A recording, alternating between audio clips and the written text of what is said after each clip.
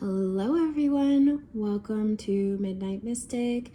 Today we're going to be doing the big ass March reading. There's a ton of cards, so there's also 4 piles.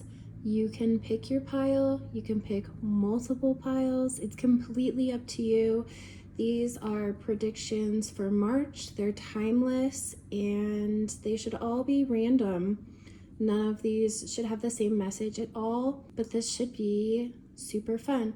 So go ahead and pick your pile. Pile 1, there is the clear quartz sphere. Pile 2 is the Scolecite sphere. Pile 3 is the Jade sphere. And pile 4 is the Pyrite sphere.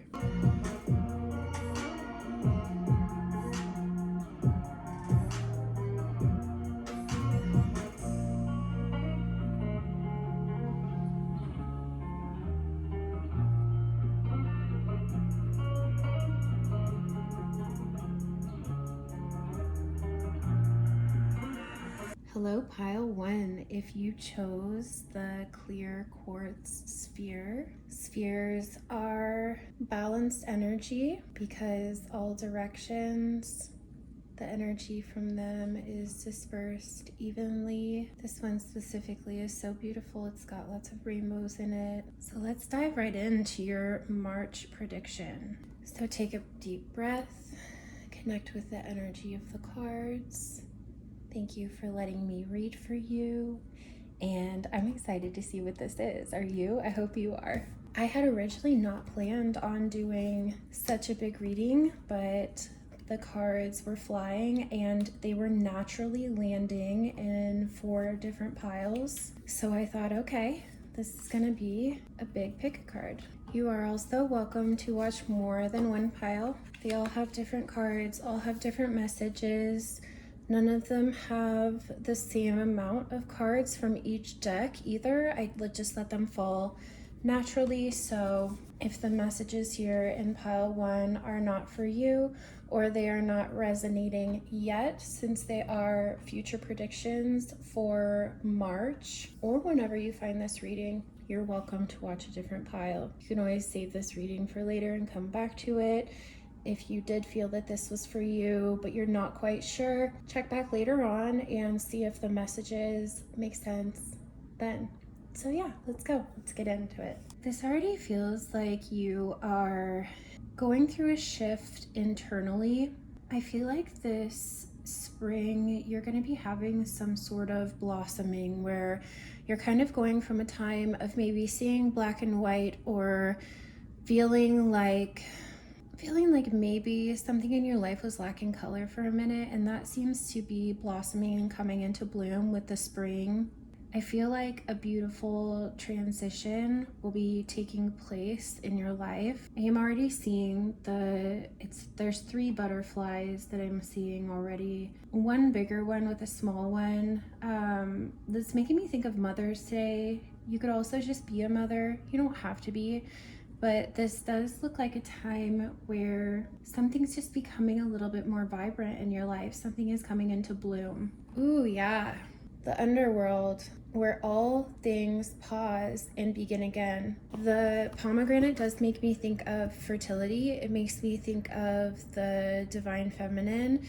It also makes me think of Persephone, eternal love. Love is love is love.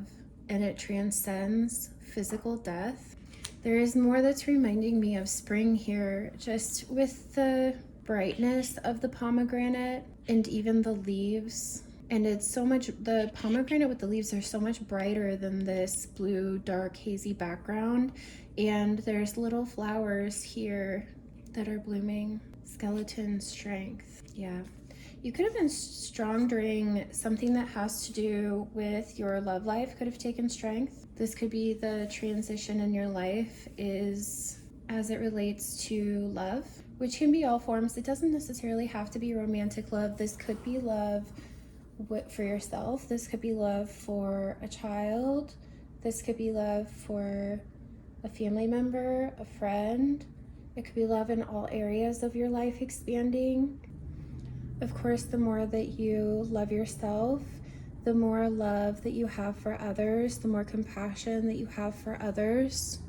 The Scorpion.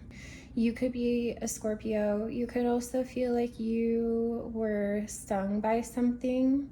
A new beginning. Yeah, it's like the dawn before a new day. Meet Dawn. She heralds a fresh start of a new day. She is that first cool breath of morning air.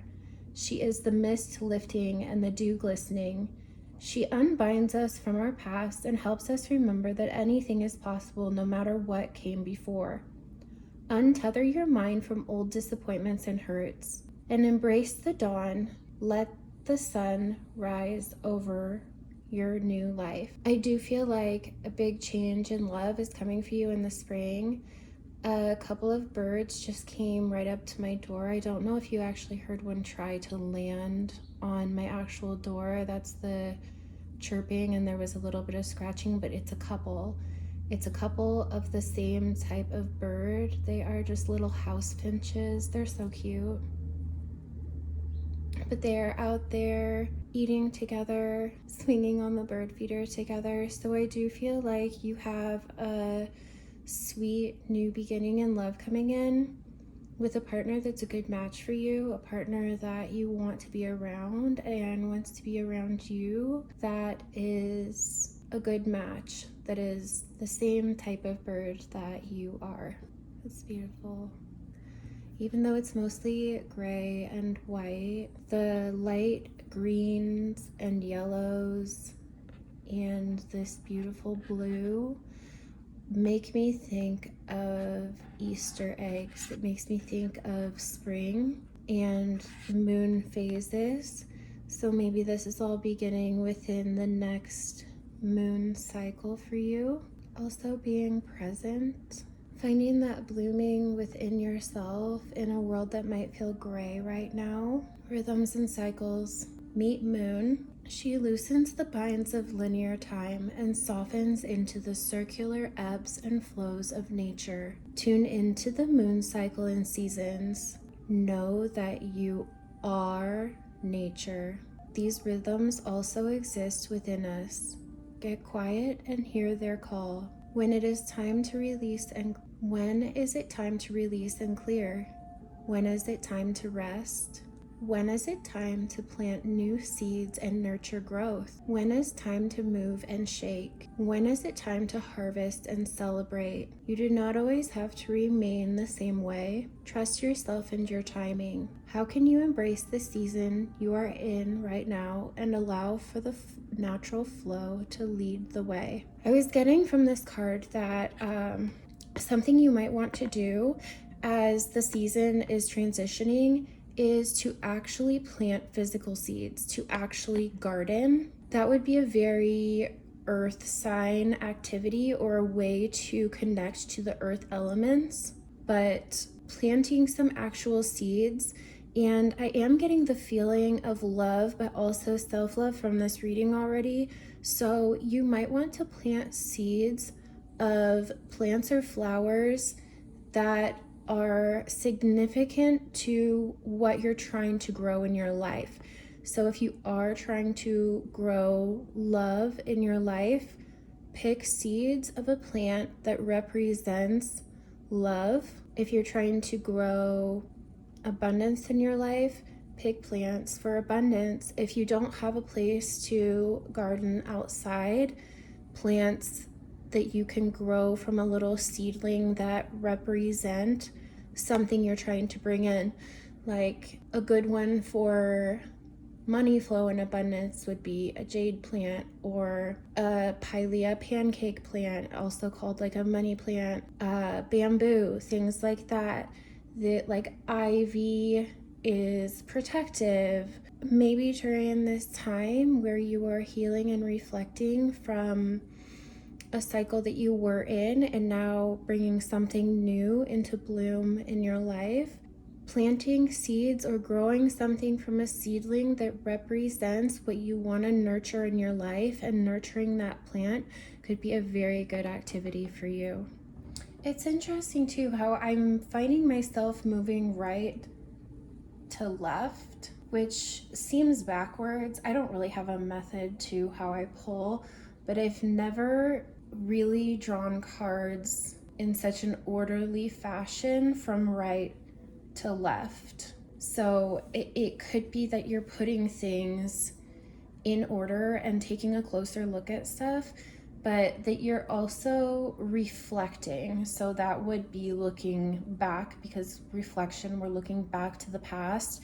So you could be looking back, but looking back in a more organized way. If you were going through a hard time and things kind of felt scattered or black and white or in the dark or kind of hazy gray around you, this doesn't always even feel like, this doesn't even necessarily feel like this is something that you did to have this change come about.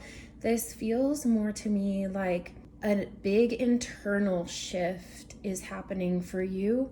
And it almost feels like this is something that happened in your exterior world that felt like it kind of shook you up or took you to a gray or dark place internally, and that is what's changing. And if you did actually physically lose a person, I'm so sorry, and try to give yourself grace through this time of grief. Or if you're even just leaving an old cycle of your life behind, if you're leaving an old relationship behind, it's okay to take the time that you need to sit with that, to feel that, to release it fully. It doesn't matter how much time has gone by. If you're still going through a period of grief, be patient with yourself, because healing is not linear, and it's also okay for past hurts to come up. Sometimes things that we push down or that we're having a hard time dealing with at the time, when they do come back up in the future, when they do surface later on, sometimes that just means that it's because we've done enough healing and we've done enough growing that these things are coming back up now, because we're finally at a place where we're ready to confront that. We're ready to address it. We're ready to release it. We're ready to fully grieve, because it's not sort of right on top of us. So whatever you're ending, this could be anything in your life. This could be a job that you're leaving behind. This could be a home, a relationship. This could be a group that you were in. This could be anything, honestly, in your life, that the cycle of that being in your future, the cycle of that, the cycle with whatever it was that came to an end, now's the time to nurture the new growth. Now's the time for the season of spring to happen for you, not just in your world around you, not just in nature, but spring within, of planting new seeds, nourishing new growth in the area that you feel you need to, that your heart is calling you to shift, to change, to grow, to nourish, to love in a different way. And that includes yourself. Mindful, number 40. It says groupthink. This is about keeping a clear mind. This is about hurtful thoughts and groupthink. The human mind can be so many things: a prison, a latrine, a circus, a temple, a cave. It can be a place of restriction or a place of never-ending expansion. Right now, be careful of where you wander in your mind.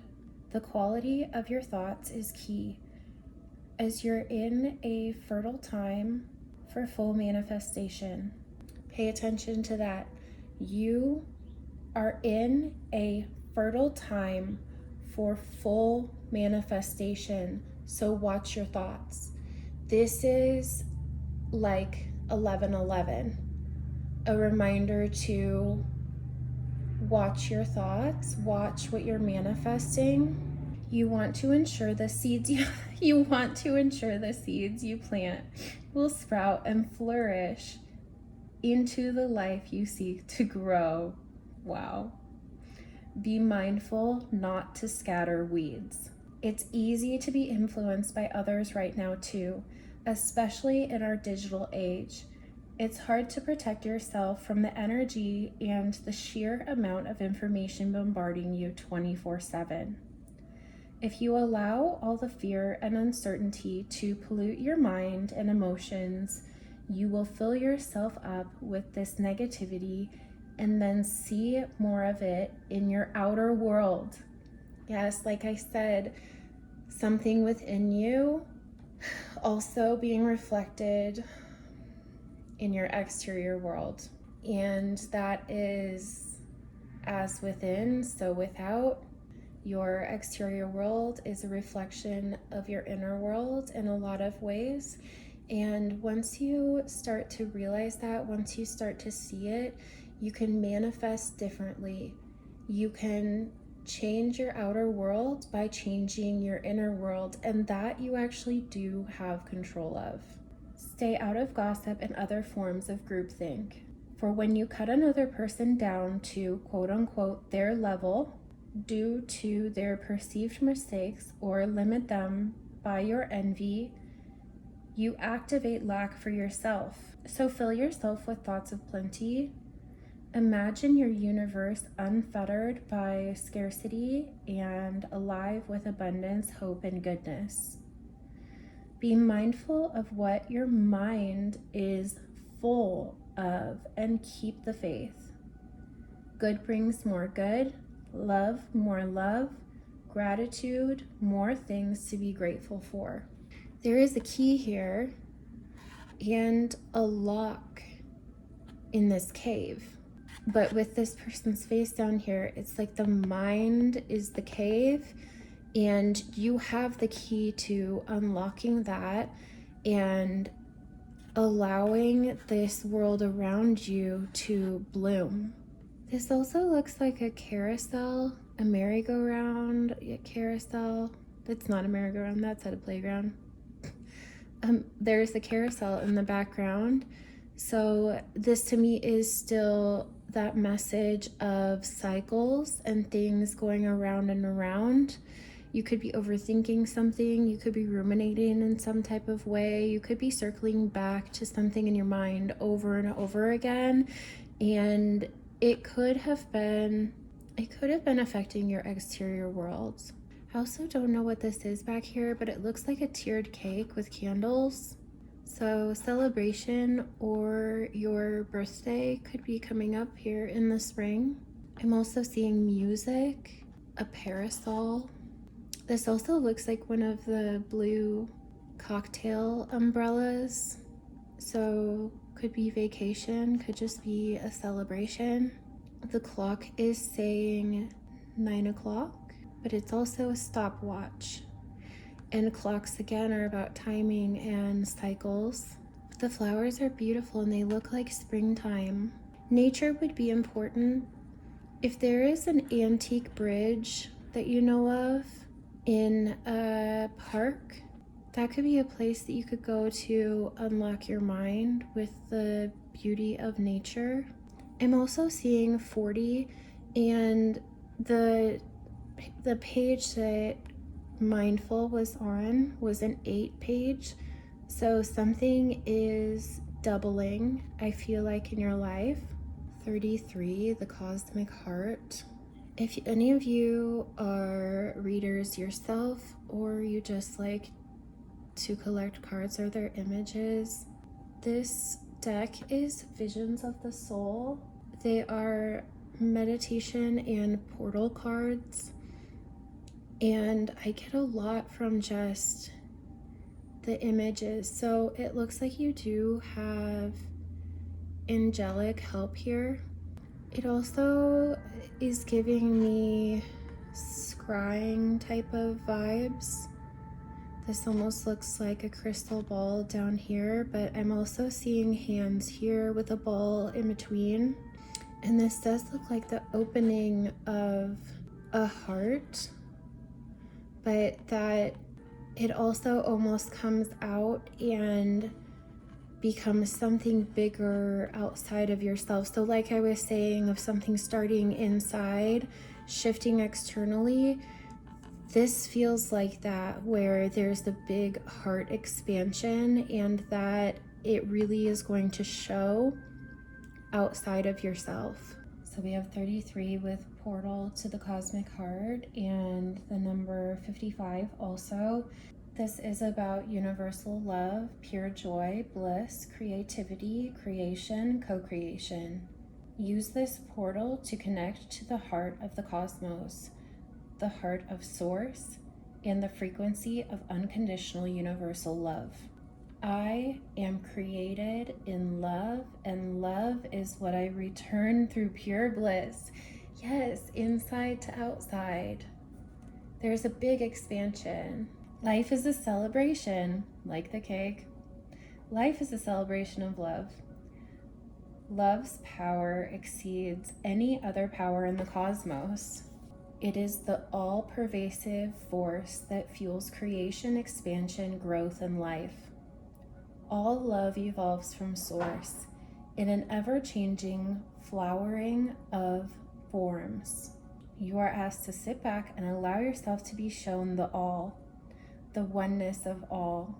All is the manifested expression of bliss brought through source, through the cosmic heart. A miraculous expansion of pure joy, of creativity on a cosmic scale. Do you see it? And at the core is pure light, ever expanding, ever creating. It is time to step up and recognize your unique source spark and awaken your co-creative forces through unconditional love. That is beautiful. So I was talking more about blooming, about expansion, about the expansion of self, and more about love. Cast a spell. Meet Amethyst. Amethyst is, for me, a very intuitive stone. It's also a good stone to have in your bedroom. It can help you with dreams. You can even keep a little satchel of small amethyst stones under your pillow for dreaming if you've been having nightmares. But it is very intuitive for a stone. It also is calming. It's not UV resistant, so don't be putting it in your windows or anything. But this thing, amethyst, that could be a good stone for you at this time. Meet Amethyst. This witch cat is a meaning maker, an energy channeler, a spellcaster, the butterfly of transformation, which we've seen a few times already in this reading. The butterfly of transformation is whispering in her ear, intuitively guiding her to weave her most enticing and aligned dreams into the web of reality. Cocooned in your heart, what wish is longing to be born? Amethyst is beckoning you to behave, not Amethyst is beckoning you to be brave and curious. Cast a spell and see what happens, trusting that it will always lead to your expansion and evolution. No matter what the results, brew a potion of symbols, archetypes, and your incandescent desire. Take a sip, let go completely, and feel the ecstasy of creation.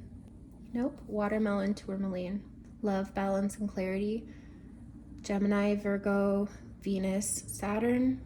Relationships are the currency of life, and watermelon tourmaline raises awareness of soul agreements and your impact on others' lives. This crystal is supercharged to activate the heart chakra, creating a divine connection between you and your higher self. Like the watermelon, it teaches you to enjoy the sweetness of life, remembering good things that take time to ripen. Watermelon tourmaline balances masculine and feminine energies, connecting your heart chakra to both the physical and spiritual aspects of yourself. Hematite, Aries, Aquarius, and Saturn. Grounding, magnetic pole, focus. With a magnetism that is sky high, hematite has the ability to absorb negative emotions and create strong energetic boundaries. Its authoritarian force releases self-imposed limitations. A powerful stone to use in grounding oneself, hematite activates the root chakra and balances out the 7 chakras by pulling toxicity from your aura. Deriving from the Latin word for blood, hematite cleanses the blood in the body by promoting circulation and energizing the nervous system to begin anew. Use hematite when you need that extra boost. Venus. I love seeing Venus. Copper is associated with Venus. This also looks like copper that's aged a little bit. On this hand here, right here, I believe is the mound of Venus in palmistry. So being drawn to that, palmistry could be something that you look into, or even just the mound of Venus. Iron. So this is magnetic and I believe resilience. This is also Aries. So we have Aries of the masculine, of the emperor. We have Venus of the feminine, the divine feminine, the empress. So again, with masculine, feminine energies, the second time bringing that out. Rebirth, springtime, number 21. So we have a number 3 again. Shiva Lingam.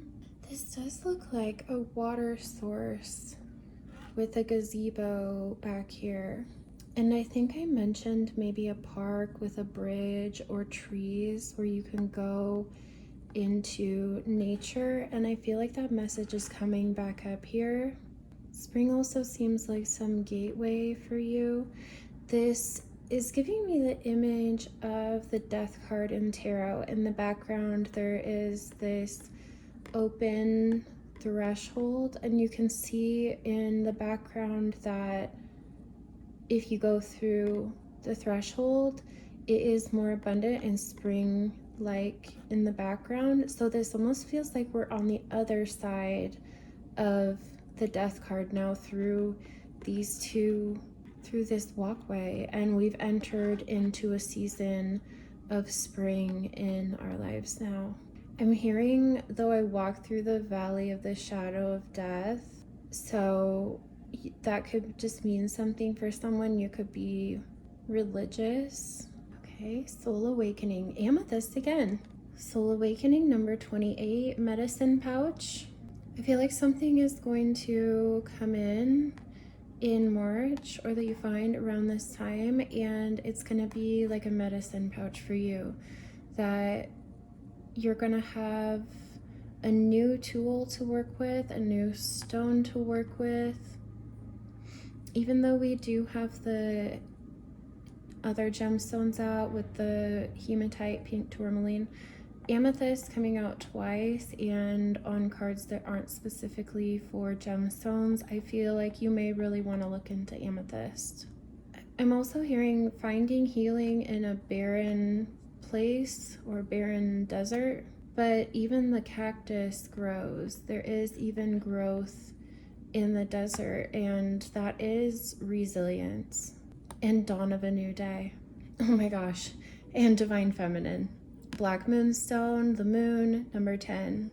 Finding balance within your emotional currents and also your creativity, protecting your spiritual growth. These almost look like little amethyst bracelets, so there it is. If you can get your hands on a amethyst little gemstone bracelet of beads, that might be a good suggestion. 888, abundance. I do feel like you're entering into an abundant time in your life.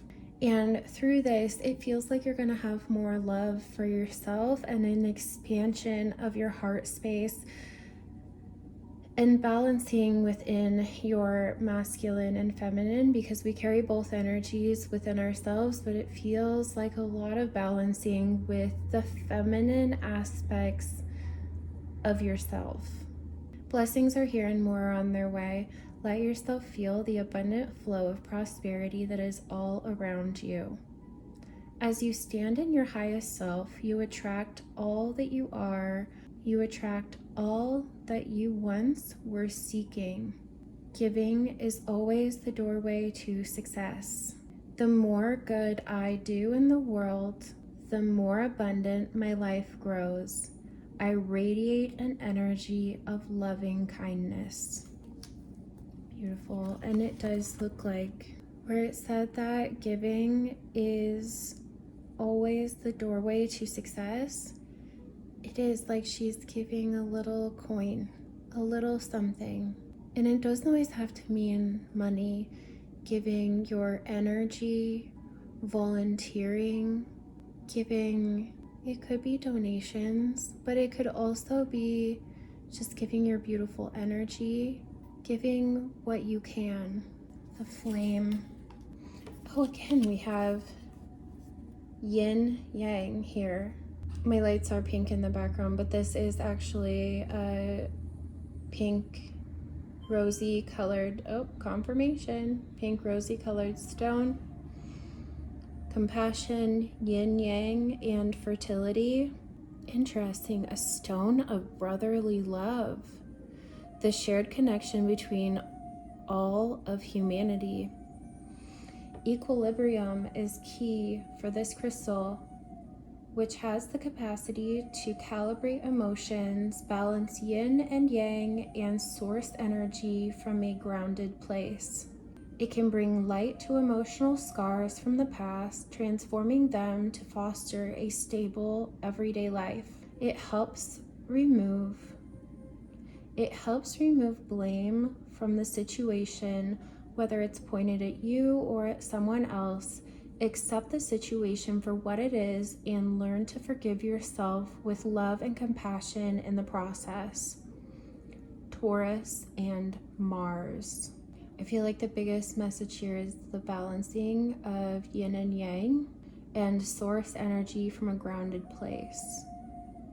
It also talked about bringing light to emotional scars, and that's more of that message that I was saying in the beginning, that things coming up from the past, it doesn't always mean that you're not, it doesn't always mean that you can't let go of it, or that this is gonna haunt you forever. Like I said, sometimes things come up from the past when we're finally ready to release it and let it go. Sometimes when things first happen, we don't always have the emotional capacity, or we're overwhelmed with the emotions so much that it feels too heavy, and sometimes we can even distract ourselves to avoid having to deal with it.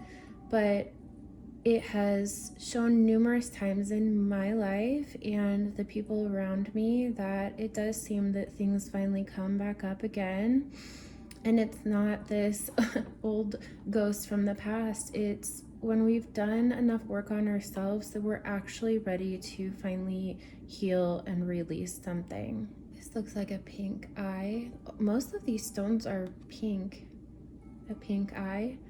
And it's like the cosmic heart of expanding from internal to external. Relationships, healing, karmic lessons, Leo, Scorpio, and Mars. Compassion runs through the veins. This stone is a healer of relationships. It opens the heart for healthy communication and breakthroughs.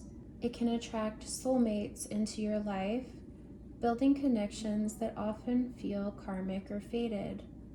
Every lesson is for your highest good, and with that perspective, know that whatever is happening for you, not to you.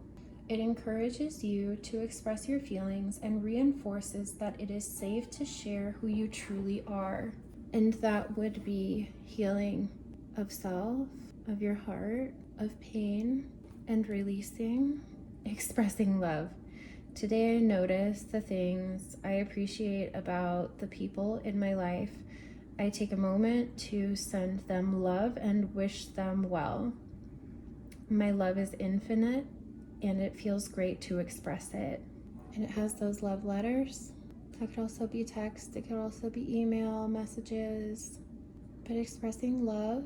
And I do feel like the written word, I feel like handwriting letters is so beautiful, it's so intentional. It's really taking that time to not fire off words quickly like we do in the digital age. I feel like handwriting someone a love letter or a letter in general.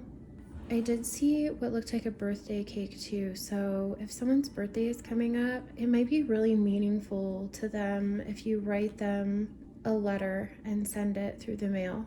And some of us just don't get that.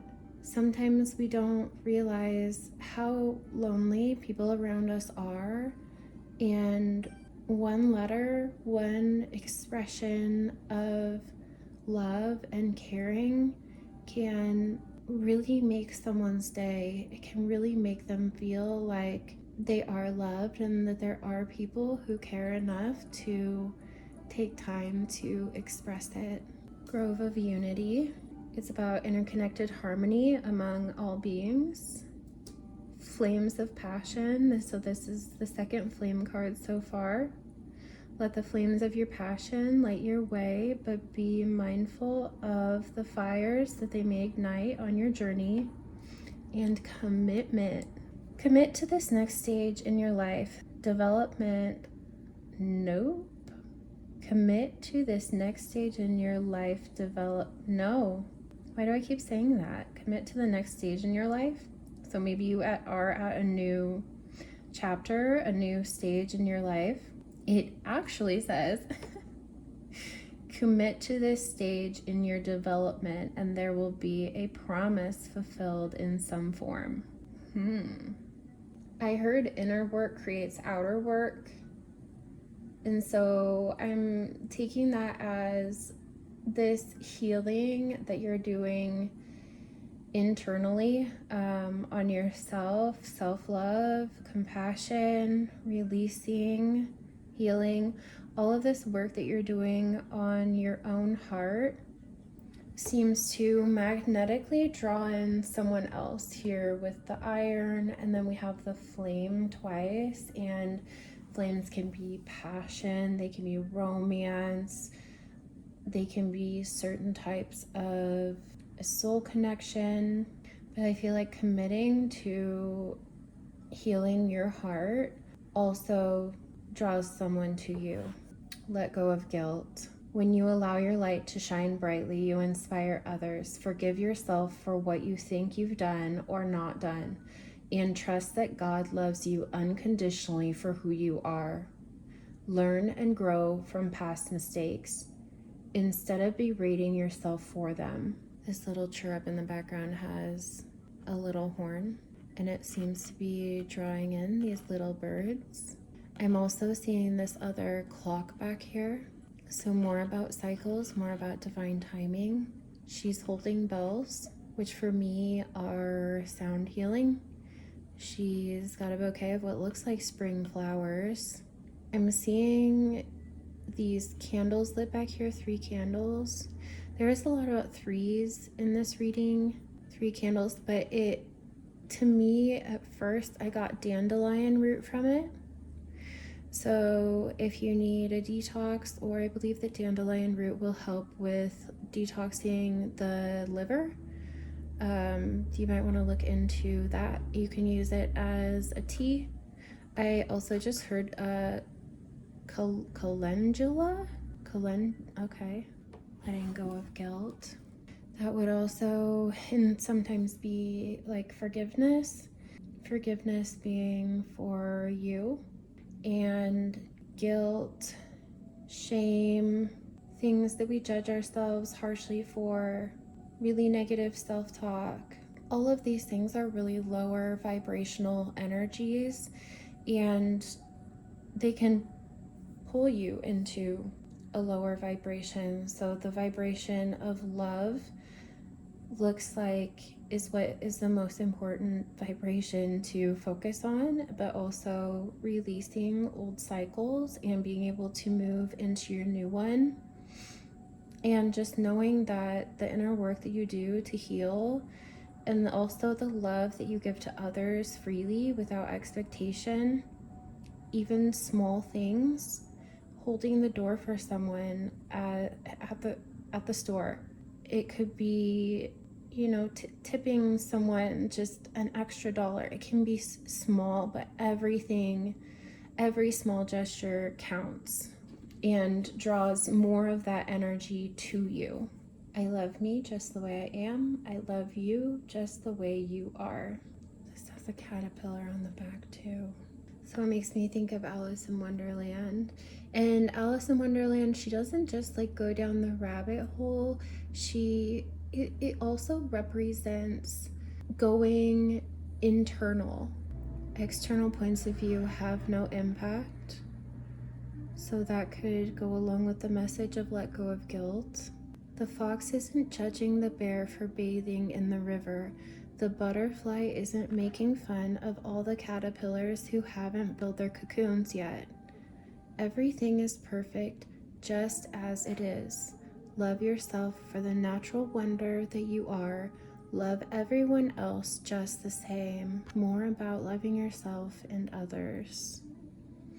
We are all at different parts of our journey, and there's no need to judge others for where they are. You can love them for where they are, even if you are not in the same place, and that's okay. It's also okay to release. It's also okay to transition within your relationships with people. I smile because I am in love. I smile because I am of love. I choose love, guys. I choose love. I try on all shapes, sizes, and colors. Okay. The mouth, you could also speak love. Your unprecedented beauty and exuberant soul twinkles so bright that it lights up all 79 of Jupiter's moons. Your smile is so supercalifragilisticexpialidocious that all the planets turn into puddles of bright red blush every time you flash your icy whites. The trumpets, again, the trumpets. I love it when it just kind of all comes. Okay, get excited. The trumpet sound, the confetti explodes, the cosmos of love blows you a kiss. Not only are you in love, but you are of love too. You always will be, to infinity and beyond. The universe is wet for you. Okay, we like it. Love is not some massive achievement to strive for. Love is everything, every glance, conversation, meal, story, and experience. Just like ice cream, try on love of all shapes, sizes, flavors, colors, and more. You might be surprised at what exotic new loves you will find. And 2 hearts. I do feel like there is love coming in for you. But speaking so much about love of self and coming together, it's like the biggest love to focus on is self-love, and it draws love to you. So give yourself love, give it to others, and then watch as it returns to you. These really say spring to me. Mushrooms could be significant. These almost, I know that this is a forest back here, but this almost looks like amethyst peaks again.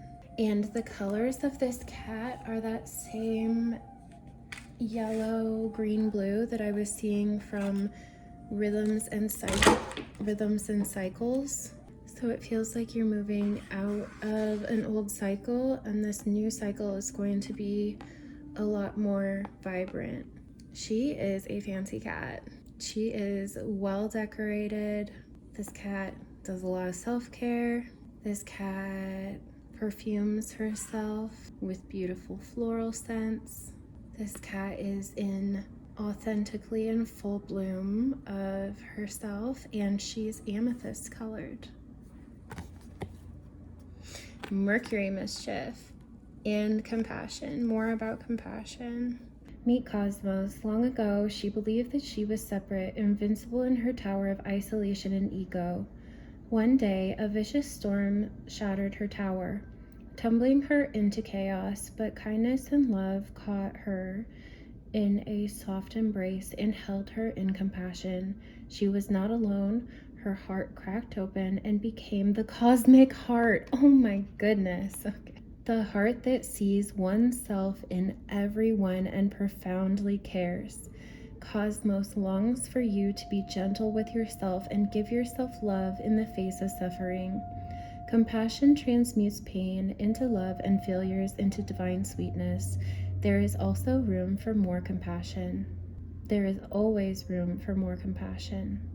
The plants here kind of look like rainbows too, so it's sort of like the rainbow at the end of this new blooming, and she's winking like, you've got this.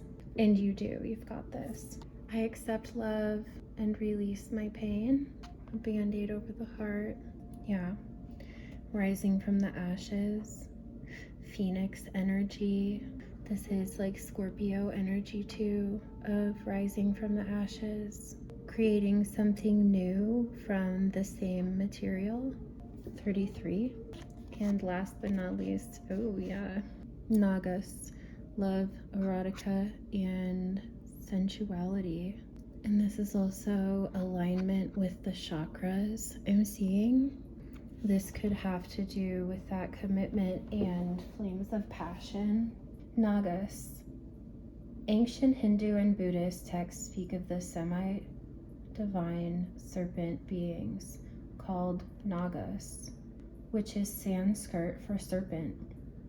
The Nagas are described as powerful, very beautiful, and highly advanced snake reptoid beings that are advantageous to humans, while also dangerously fearsome and temperamental if provoked. Sort of like the scorpion.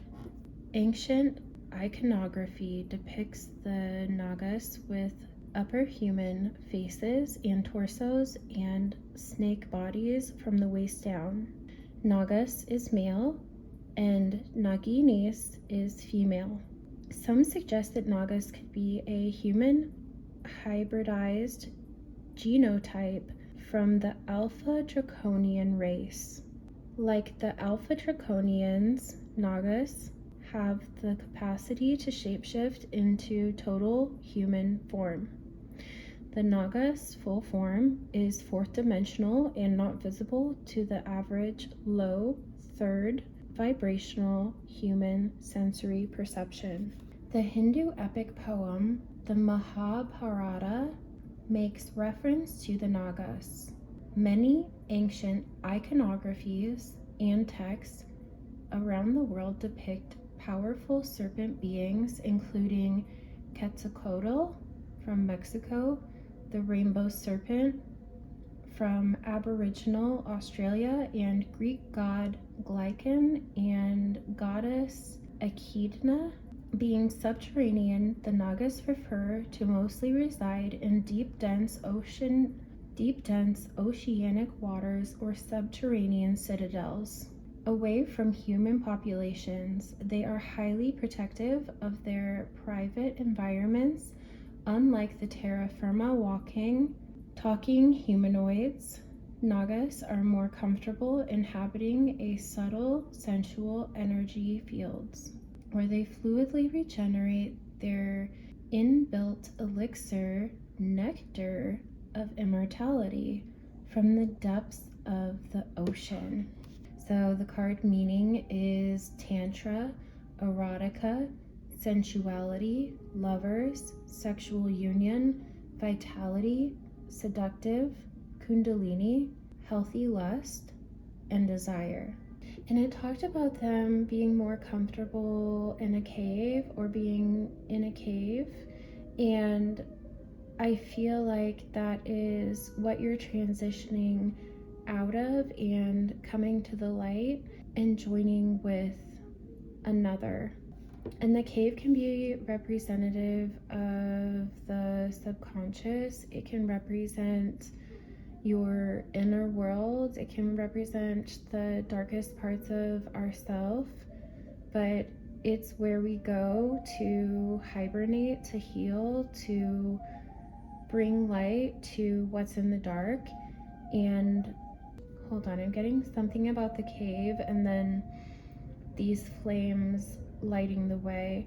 So passion could light your way out of a dark place. This looks like an antique Singer sewing machine. So I'm seeing run with some tiny bare feet. I also feel like that is freeing yourself. And the two keys, the Wheel of Fortune, the World. So I do feel like you're moving into a lucky cycle into your life. There's a fairy that's actually bringing me back to the feeling of spring, sweetness. I did talk about ice cream. There's a U, there's a J, 0412, H, a cross, another 4, a cat hair. Sorry about that. Z, a key, a 6, another one saying run. Okay, believe in, I've got 69, 2 hearts, HUO, A, C, 853, another cross. This looks like a ball of yarn, an elephant. So trust, family, community, stability, strength, another heart, another elephant, a K, an M, another sewing machine, scissors. This looks like a spool of beads, which is sort of taking me back to that amethyst bracelet. Leo, a tree, Q, V, butcher's knife, she, I, but that also looks like an H, an abalone shell. So abalone shells are protection, they're beauty, they are watermelon, they are water element, so Cancer, Pisces, Scorpio again, a broom, so sweeping away old stagnant energy, PIS, dolphin, another dolphin, U, J, a second J, EM. I think that that's an upside down W though, so, but it's saying M. If I flip it, it would be we, another Q, and yarn. It has talked a couple times about weaving things, so I almost feel like this symbol of a spider, which don't get scared, spiders are beautiful. They are a sign of the divine feminine. They are the cosmic weavers of this world. They also, they keep down the population of pests and more unwanted insects that are more harmful. So it does kind of feel like cleaning up your web, but also weaving a new one. Scorpio, Taurus, Taurus again, Sagittarius, Aries, and Gemini. So there it is, pile 1. It looks like you are coming into a time of loving yourself deeper, giving from your beauty to others, and also watching how that radiant divine feminine energy and giving from that heart space, watching that also return to you and show up in your exterior world. So I would love to know your thoughts on this. I would love to know if this is a process that you feel like you're already undertaking. Otherwise, good luck. I wish you so much healing, so much compassion, so much love, and I will see you next time. Goodbye. Hello, Pile 2. Welcome to your reading. If you chose the Scolecite, It might be hard to see, but I love this stone. It has almost a sheen to it that this one looks a little bit like an eye, but then sometimes I feel like it has flowering parts to it also. I personally feel like this stone has a very calming energy to it. It feels not necessarily as grounding to me as it just does feel calming and balancing. Scolecite is the astrological sign of Cancer. It provides for thoughtful cultivation of associations and emanates an energy which expedites the creation of cohesiveness in relationships and organizations.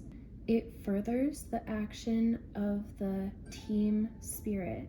Scolecite assists one in access to the basis of a problem, serving to support the transformation of the heart to love. It further enables one to exhibit control over one's life, promoting the actualization of the preferred reality. This mineral has been used in the treatment of intestinal disorders, spinal disalignment, and to expel parasites from the body. It can also be used for the remediation of disorders related to the eyes, the cortex, and the lungs. It can be used to dissipate blood clots, to stimulate the clearing of arterial walls, and to enhance circulation. It is also useful in the treatment of bruises and wounds. It vibrates to the number 1, so the number 1 could be important. 111 might be something that you see around this time, around March, since these predictions are for March, but these messages are timeless for when you find this reading. You could also see 1111. Well, let's dive in. Let's see. For March. There were a lot of cards flying out for pile 2, but that's okay. Just more to get images and symbols and signs from and messages. So let's get into it.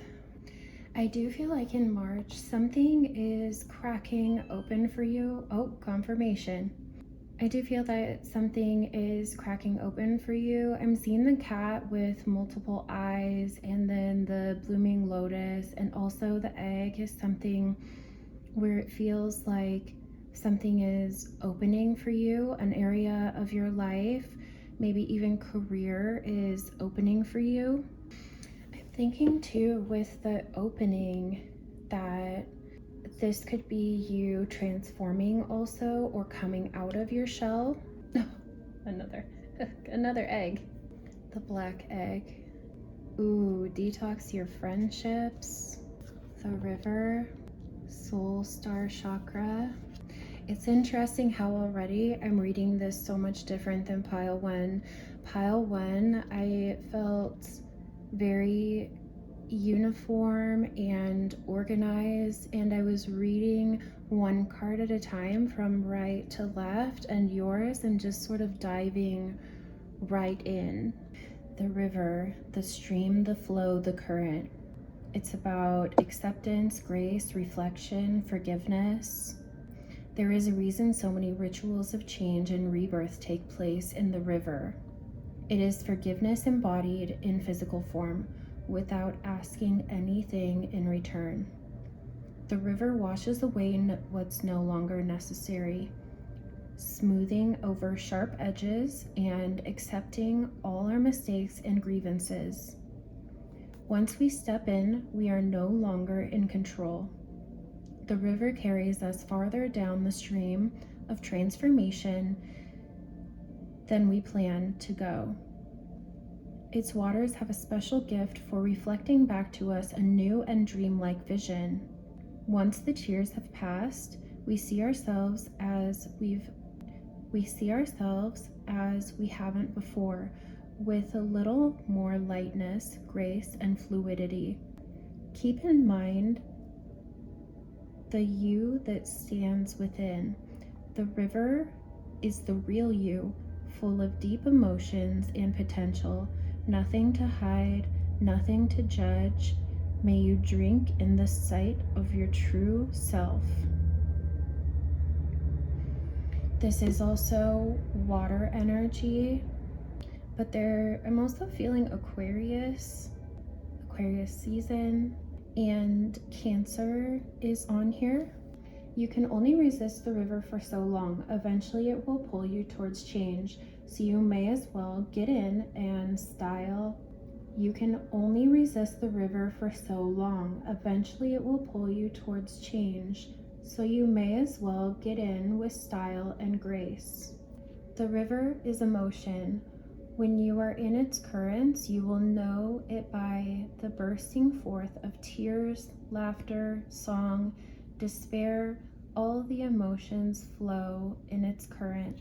And I felt that when I was reading it, I felt like I was starting to get a little choked up, or a little bit of despair or release of emotions. I just saw 1111. Yeah, so ones are important.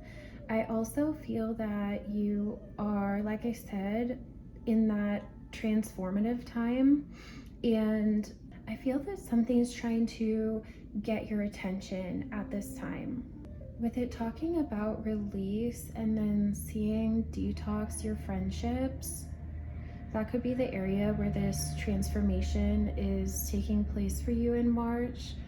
It could be a transition in relationships around you, specifically friendships or connections that are non-romantic, releasing connections that are no longer necessary, and allowing them to be released, because some people come into our lives for a reason, a season, or a lifetime, and maybe the lesson that you had to learn from these friendships that you are detoxing have been learned, or the season has come to an end, and that could be sad, but it can also be liberating and clear space for new connections and new friendships.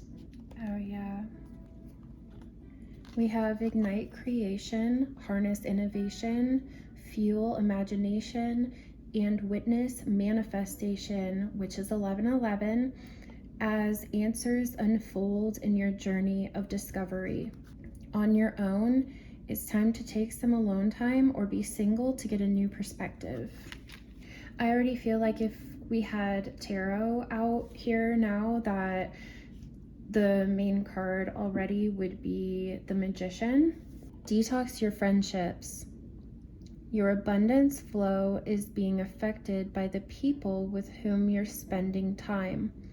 So be discerning about your associations and relationships. Choose to be with people who are inspiring, generous, and supportive. I feel like you might have been distracted in some way by these friendships or associations with other people, and that you could have even been struggling to use your voice in some way, because I'm having a hard time reading, which I didn't in pile 1. I'm having a hard time articulating my words. I feel like I'm getting a little jumbled up. I feel emotional. I feel a little bit distracted. I feel like this could be something that you've had to deal with here recently, is a shift in friendships, and that it could have actually been deeply affecting you, probably more than you assumed. It could have even caused you to create a shell around yourself or go into your shell a bit if this was overwhelming you in some way, or if you felt like you needed to protect yourself. But I feel like that is what is changing, and I'm getting train horn confirmation of that in the background. But again, it's really quiet. It's like getting quiet to hear what's around you, because I've also heard some other noises behind me, and around me in the house that aren't typical sounds that I hear. So I feel like this situation could be behind you, but that it's still surrounding you in some way. I feel like this is also feeling the Magician card. I think this is also speaking of some type of creativity too, or else to lean into your creative side, because you could have gone into your shell and maybe were having a hard time expressing yourself. And so creative expression is still expression, even if it's not addressing the situation with Detox your friendships. It could be a place where you're still able to express and release those emotions. So I feel like release is also a big thing here, like cleansing and releasing to create space for the new, and being on your own for a little bit while you do this is okay. Pentagram, harmony, protection, idealism, rotation, finding your creative center is what I just heard. Also, organizing your thoughts, like these webs that I'm seeing on the black egg, the pentagram, rotation. These all have that same black and white webbing in a uniform pattern, and they all have something special at the center. And she's going into the center of the web to find her palette, her colors, her rainbow. Joy, rejoicing in the present. This is also making me think of release in autumn, in the fall, releasing the leaves, releasing what no longer serves you, letting things fall away and finding joy. The orange is making me think of sacral energy, which is the chakra we create from. And the solar chakra can be courage, it can be willpower, drive. And this does feel expansive to me, but also transformative. I just heard the sun will shine another day. I also heard you've been through worse, so you can get through this. Oh, smoke. I just heard where there's smoke, there's fire. And there is fumes in the background underneath here. Smoke is also air element with a little bit of fire. So I'm also thinking with smoke of cleansing, smoke cleansing. Look into different type of smoke cleansing beyond just sage. Look at other smoke cleanses. This is also making me think of a incense cone. So that could be significant. It's also feeling like climbing a mountain, reaching the peak. Smoke, smoldering, warning, and illusion. Smoke is a tantalizing phenomenon. Stealth-like and seductive, it swirls and twists, rising and disappearing. It travels great lengths with its, getting tongue-tied. It travels great lengths with its signature scent. Warning of a flame somewhere in life's laboratory. Such is the nature of the smoke card. When present, the senses are aroused and enticed. Yet the warning of fire cannot be ignored. What kind of smoke is it? Was the fire intended? A ritual or an accident? Does the smoke carry notes of incense and herbs, or is it laced with the fear-stricken scent of destruction? The smoke card asks us to wake up, to become alert to what is happening around us. Something burns. Those around you may fall under smoke's seduction, or they may flee in panic. Don't get distracted by their response. Stay in your own laboratory and see what emerges as you study the smoldering veil. So seeing through the smoke, To go deeper, listen to Smoke Rings by Sam Cooke, preferably with your eyes closed, and to ponder copal, sage, cedar, and sandalwood. Interesting. The smoke incense that I was burning in the beginning is sandalwood and copal. So incense that is not sage, those could be ones to look into. The image of smoke and mirrors applies. Don't be surprised if things aren't what they seem. Have patience and pause on major decisions. The smoke card may be a message to clear the air with another person. Take a few deep breaths and say what's on your mind. Well, 1, 2, 3, 4, persistence. Keep going. You have completed a task that is in alignment with your soul's journey. The divine is letting you know that it sees you and that all of your persistence is paying off. You are being acknowledged. Affirmation: I take steps to stay in alignment with my soul's journey, and I reap the rewards of my persistence. The black egg is speaking from an authentic voice, the truth. The black egg contains one of life's essential treasures. The truth inside of it resides. No confusion, excuses, small talk, noise, or lies, not even white ones. This living and breathing vessel harbors only that which rings true. When this essence is in balance, we speak slowly and clearly. We are drawn to activities like writing, reading, teaching, singing, or perhaps public speaking. Sounds draw us in, books draw us in, the concept of truth itself draws us in. We start asking questions like, what do I know to be true about myself, and what is true about the world? When the energy of the black egg is not yet accessed, we speak from an unsure place. We say things others want to hear, gossip, or repeat stories to justify our subpar behavior. We might even try to convince ourselves that we have no inner truth at all. The energy of the black egg hovers and waits for us to reconnect. It is available at every moment in every situation. It's the epicenter of truth, the birthplace of our voice.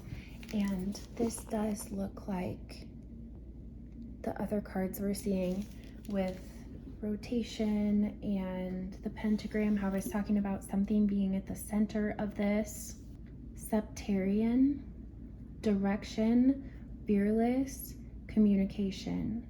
Known as the Dragon Stone, Septarian instills fierce confidence and self-esteem, especially in front of an audience.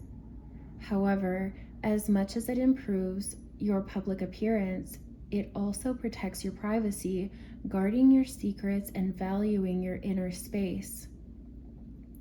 Incredibly grounded and connected to the earth, Septarian can pinpoint illnesses in the body and focuses on listening to the body's need by building a strong relationship with it.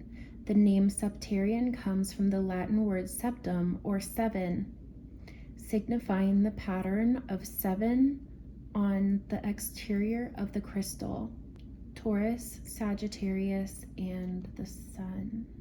Which is interesting because I believe this is Sunstone, Leo, Libra, and the Sun.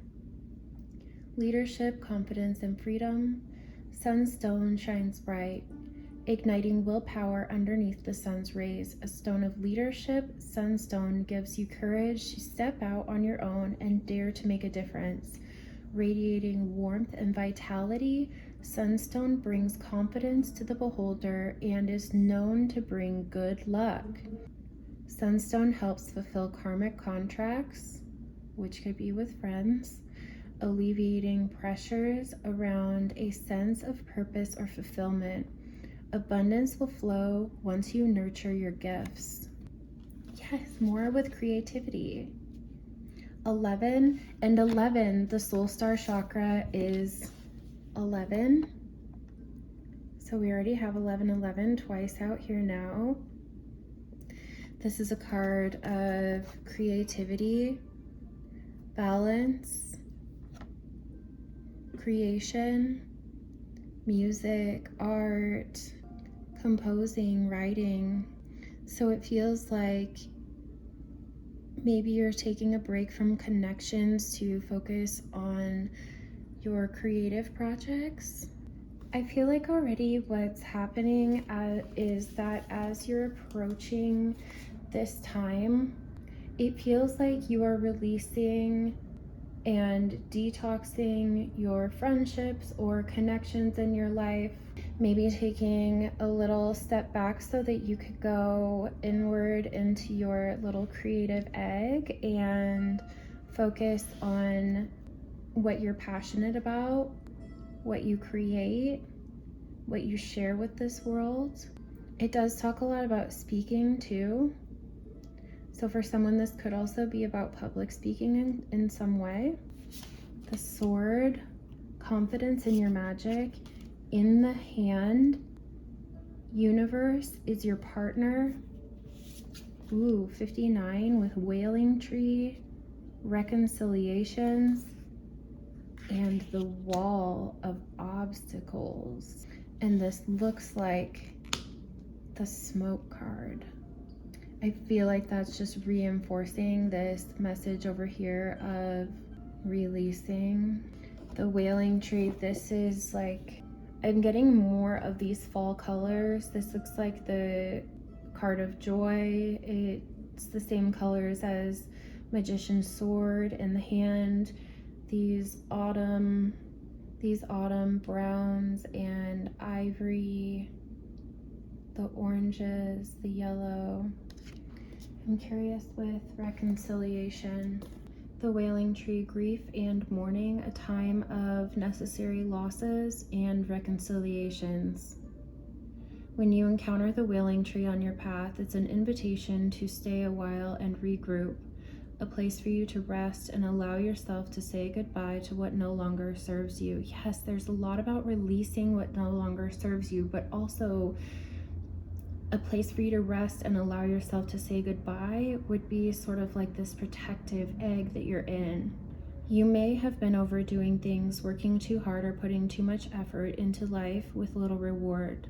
If you've been considering making a change, now is the time to do so. One important thing to consider before you make any changes is that you need to allow yourself to feel your disappointment, your losses, and mourn what was and what could not be. This is a way to honor your experience, to give yourself time to consider all the gifts in it, to put proper closure on it, to really know what you've learned as you walk away from it and into something new. Even in the perception of failure, there is much good to be discovered. However, skipping the stages of loss doesn't get you to reconciliation any faster. In fact, you will discover that you will have to come back at some point. So do it all now. Look at all that squarely and honestly. So do it all now. Look at it squarely and honestly and stay with your feelings. Life is not either or. It's both and. This and that. So as you dive in and process this, allow it to become a temporary travel companion on your journey. The feelings that this will bring to the surface will be challenging for sure. Yet, like all things, they will pass soon enough and you will be more enriched by the experience. With so much about seasons in pile 2, this feels like I'm almost reading a progression through time, that we had fall of release, things falling away, of transitions, and then winter of going into your shell, a time of stillness, a time of reflecting and healing. You could have been protecting yourself and your emotions. And then now with spring and with March, you could just be coming out of that. You could be hatching from your shell and focusing on creative projects. Magician sword, like I said, this feels like the Magician card. This feels like a reading of the Magician. Also in the hand with 1111, like manifestation, roots of success, and heart's desire. Oh, like more with a tree. Secure your foundations, fostering growth and stability for a thriving journey ahead. Divine helpers. You believe you desperately need to figure it all out yourself, but I'm here to remind you that you are never alone. You are surrounded by angels, nature, spirits, and guides of the highest vibration who can assist you now. Help is here for you. Ask for it and make room to receive it. Call on us. Ask for guidance. Ask for healing. We love you always. Yeah, these same colors. Limitless. Let your heart carry you across the threshold into the wild lands of unbounding imagination and possibility. Open your wings and expand. And when I was reading the Wailing Tree, my meditation music switched to a storm. So it does feel like something emotional happened, or an emotional release happened. A Cup of Stars. This one again says, remember that you are supported, guided, and loved. So if you felt alone, there's a lot of your spirit guides here, your angels here saying, we're here, we love you, you aren't alone. Introspection. Ask her to show you what you have been hiding from yourself. It's cute calico with all the rainbows. This is making me feel like the joy and the creative card again. Celebration. She praises your performances, your creations, and your achievements, and she delights in simple yet wondrous gifts of your existence. You are worthy of celebration. Invite Pixie Puff into your heart and infuse your day with rainbows, congratulations, smiles, and festivity. Beautiful. And even in this one, there's like a rainbow haze. Something went wrong. Try again in a few seconds. Even with this one, there's kind of a hazy rainbow in the background. Maybe you tried to start something and it wasn't quite clear or wasn't quite what you wanted. Artist. Meet Calliope. She paints the sky with pastel rainbows, sketching in a crescent moon for everyone to enjoy. She draws a delicate cape of glistening stardust over her fur. Let Calliope be your muse. Let the world see the world with the eyes of an artist. Notice patches of sky flickering and flash between the tree leaves. Notice the shiny emerald shell, another shell of a beetle, or the texture of a river stone. Give me a break. Okay. Infuse your day with creativity. Perhaps you feel inspired to be playful with your clothing, prepare an artful meal, pen some poetry, or trace your feelings with your body through dance. Art is for you. Let go of all judgments and set your imagination free. Wow, that really came all, circled all back around. I put the brakes on social media shakes and connect my inner vision to the stars. So that could even be for someone, the friendships that you're taking a break from could even just be social media connections. Oh yeah, the snake transformation, sheen obsidian. And sheen obsidian comes in both gold and silver. Number 31. And the snake's eating its tail like the Ouroboros. Could be symbolizing cycles, retreat, mountain, green calcite. But like with smoke and how I said that the cat card looked like it was almost hazy in the background. It looks hazy in the wall. There's some of those cards here, and the skies are clear now.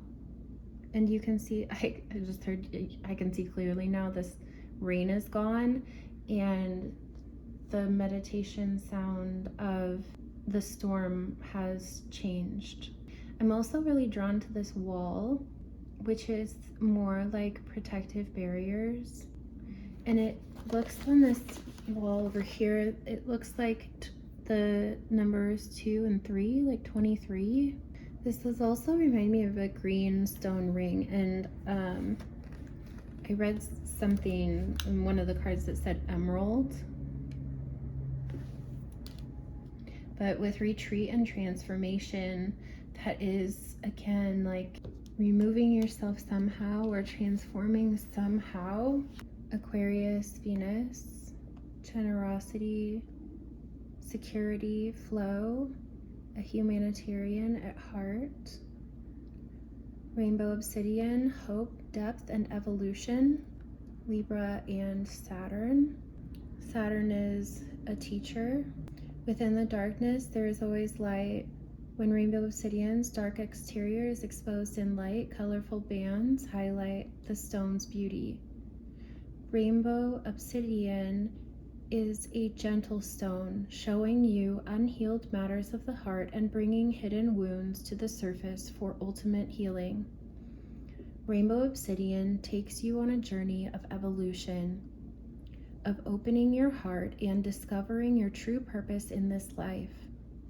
Able to assist in cutting cords, rainbow obsidian floods you with light and love, forgiving yourself and others in the process. And black moonstone is also coming into my mind. Return to the body, doing our best. Inspiration board, that's creative. It's not personal. People's rejections or opinions of me are really not about me at all. People tend to project their own insecurities or fears onto one another. So when someone speaks unkindly to me, I'll remember that they have something going on that has nothing to do with me. More of that webbing. And there's a black stone at the very center, like an obsidian sphere. Ooh, look at those together. Fire element, warrior, passion, fearlessness. There is a lot of fire energy here, a lot of what feels like Leo type of energy. So the ambrosial scent of night jasmine could be a scent for you around this time. They hear music and everything and cannot stop dancing. Creative. Divinity is calling you to return pleasure to the sacred pedestal, to drink in the cosmos and be enraptured. The world is full of wonders if you have the eyes to see them, and there's 3 eyes in card 30. 3s and 1s are significant. You could start seeing those around the time of this reading or around March, but it feels like you're following your fire, you're following your passion, and kind of putting aside others' opinions and connections that no longer serve you, releasing and transforming, detoxing from social media and toxic friendships. When I slow down, I feel alive. In stillness, I learn how to fly. I blast past my limitations and milk the opportunity. Today, I will create some dope-ass shit. There's a lot about creation, so whatever your creative project is, or however you express yourself creatively. I'm even feeling a little bit to someone who cooks. like creation of a soulful meal even. But this feels bigger. This feels like a big creative project. So limiting yourself from distractions, keeping your web tidy, keeping your space tidy. I'm also hearing something about like ways to keep that creative fire lit, or ways to ignite that inner fire somehow. I'm hearing something about that. I'm just not fully getting it. Solar fire? Something about solar fire? Quiet retreat. Yeah, it's time to disconnect from the outer world so that you can discern and process your true thoughts and feelings from the inner world. Create this quiet time for yourself and you'll have more clarity about what to do next. This feels like spring going into summer. She's also wearing the same type of dress as the card that said joy from the Halloween Oracle. She's also working with two doves here. She's also working with her angels. I had just heard something about like co-collaboration. I don't know if that's a word. Co-collaboration. Ooh, and calcification. More birds, more about fire. I'm gonna read the last one that I read. Calcification is heat, fire, desire. To ponder is the color of fire. It is the great alchemical operation of fire. It occurs when there is enough heat in the vessel to transform the nature of that which is solid or fixed. How does it begin? With a tiny glimmer, an urge, a desire that builds into a robust flame. On a psychic level, this stage may be an uprising of emotion that has been repressed or dismissed. And like I said in the beginning, I was feeling this almost despair, and like I was getting a little choked up and having a hard time with my words. I just saw 1441. On a psychic level, this stage may be an uprising of emotion that has been repressed or dismissed. It wants something big to change, to be brought to the light and purified. Perhaps a flawed ideology, institution, or outlook. Frustration and anger are wondrous change makers if their heat is channeled with space, time, and awareness. The transformation that occurs from calcification is rarely harmonious. It requires commitment and a willingness to sit through discomfort as old patterns fall into the ashes. The flame initiates sacred change, and eventually the phoenix rises. Fire has been used in rituals across all cultures, religions, and eras. Honor the element of fire today in a literal or metaphorical way. The divine flame resides within, and it is yours to tend to. That said, doing so patiently and with support will lead to change that is holy rather than hasty. Ooh, okay. So yes, somehow tending to your inner fire, your inner flame. There is roots of success here, and it does look like, I feel like the prediction for March here is that you move out of this energy of the river or being in the shell or being in sadness. Something lights your fire, something lights your flame.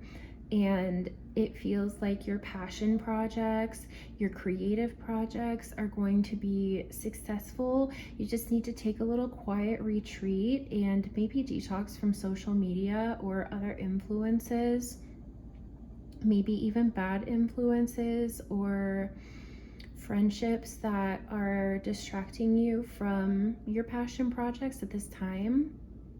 It doesn't mean it has to be forever, but it is also saying a lot about release and transformation.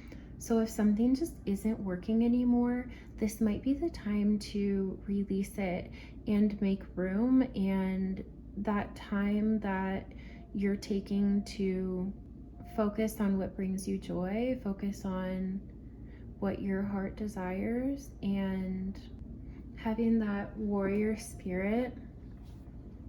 With all the fire too and warrior spirit, this could also be Aries, but I always think of Sagittarius as very passionately fiery. I'm seeing will and willful, an I, a 7, double V, and there's a double W also. I also heard dublevé, a Z, an S, a D, and an A, but with the 1 above it, I was also hearing idea, 3, 2, so 1, 2, 3, the beginning of something. I'm also seeing can, run, and with sport, someone might run or take up running. Oh, there's run twice. So we have will twice and we have run twice. Forever, some peace, beauty. The green man. Ooh, I've pulled that one before. Also kind of looks like an autumn leaf. Again, the name autumn could be important. This looks more like a spring, summer time leaf. A fairy, a cross, a Y, a knot, and there's 4 on that knot. So now we have 1, 2, 3, 4. This is a progression through time. There's a axe, which is making me go back to the cutting ties, detoxing. It looks like a little bloom. It's like a little springtime bloom. A key with a heart and a C. And over here, this bead does make me think of a tear, but it's also, with the aura shine on it, would make a rainbow. So through the tears comes a rainbow. At the end of this release is a rainbow. A 2, the lovers, Gemini, the world, the star. Oh my goodness. 2 O's. I'm seeing a book. Boo. That could also be autumn again. We got B-O-O-B, a Y, an M, D, a P, U. Oh, but I'm also seeing dump, which could also be a release of a connection. Another Y. Ooh, dumpy. So maybe you've been feeling kind of dumpy. Maybe you've been feeling down like that. Y, K, happy, S, a 3, a key, another key. Oh my gosh, lots of keys. And crosses. 3 crosses and 3 keys. A bicycle, a bike, something on 2 wheels, a heart, a C, T, A. I'm also seeing like TCA, and also cat. Cats, I think, are intuitive. They're kind of mysterious. I just heard black cat energy. There's a 4th key, and I'm seeing but twice, but I felt it almost like someone with excuses. Okay. A seahorse and a 2. Oh, and another star. And this abalone shell. I don't know, I heard Priya, the MK, the YK, the double B's. There's a lot of doubles here. 2 Y's, 2 B's, 2 O's, 2 M's or 2 W's, 2 V's, 2 A's, 2 D's, 2D. Something could have felt flat. Could have fell flat. Something could have fell flat. And with the world and the star and the lovers here, it does feel like taking some sort of break from connections. But with the bike on 2 wheels, it also feels like Now things are starting to move fast. Things will start moving fast in March. I don't see horses mate for life. I missed the second heart too. I'm seeing TA too, like teacher's assistant, and with book. Someone could even be writing a book. That could be a creative project. So I'm gonna leave it there. Keep an eye out for numbers that come in a progression, 1, 2, 3, 4, things that are in a row, because we already got 1, 2, 3 in the charms too. So watch out for numbers in a row like that, and things kind of being like put in place. Things are sort of getting ironed out and organized for your creative projects to take off. And that's what you'll be starting to see in March. So all you have to do now is pick a key. Pick a key to unlock, pick a key to unlock whatever door you're trying to walk through, and focus on cultivating your inner fire and fanning those flames of desire. Also watch out for the 1111. It feels like when this really starts to, I'm hearing set in, when this really starts to set in and you're on the right path with your creative projects, that you'll be seeing 1111 as a sign. And so watch your thoughts at the time that you're seeing 1111. Make sure that they're aligning with what you're trying to manifest. I just saw 3003. Make sure that your thoughts are aligned with what you're trying to manifest. Keep your eyes open and focused, and really try to embody that magician energy instead of embodying this energy of the river, and allow the roots of success to secure the foundation, fostering growth and stability for a thriving journey ahead. Whatever your heart's desire is too. And if you are someone that is creatively using your voice somehow, singing along to your favorite songs, or like singing your heart song, helps you to know what you truly want. So today, create some dope ass shit, and I will see you next time. Goodbye. Hello, Pile 3. Welcome to your reading. These are predictions for March and what's also happening at the time that you find this reading. This message is timeless, but you have a lot of cards in your pile. So let's dive right in and see what comes out. So you chose the Jade sphere, which is astrological signs of Aries, Gemini, Taurus, and Libra. Jade is known as a dream stone and as a stone of fidelity, bringing realization to one's potential and devotion to one's purpose. It improves one's remembering of dreams and assists in dream solving. It is used to release suppressed emotions via the dream process. For this activity, a piece of jade is placed under the pillow prior to sleep. It also allows one to access the basic rituals and knowledge used during the Mayan dream time. It furthers the connection with the elders of the Mayan culture, assisting one in obtaining the necessary insights for performing the ceremonial services. It is said to have been one of the stones used in the breastplate of the high priest. It also provides confidence, assisting one in attainment of self-assuredness, self-reliance, and self-sufficiency. It can be used in the treatment of disorders of the heart, lips, kidney, and spleen. It is excellent as an elixir to soothe and smooth the skin. and to stimulate the health of the hair. Vibrates to the master number 11. So 1111 might be a number that you begin to see soon, or even 111. I'm interested to how I have used the cards in each pile.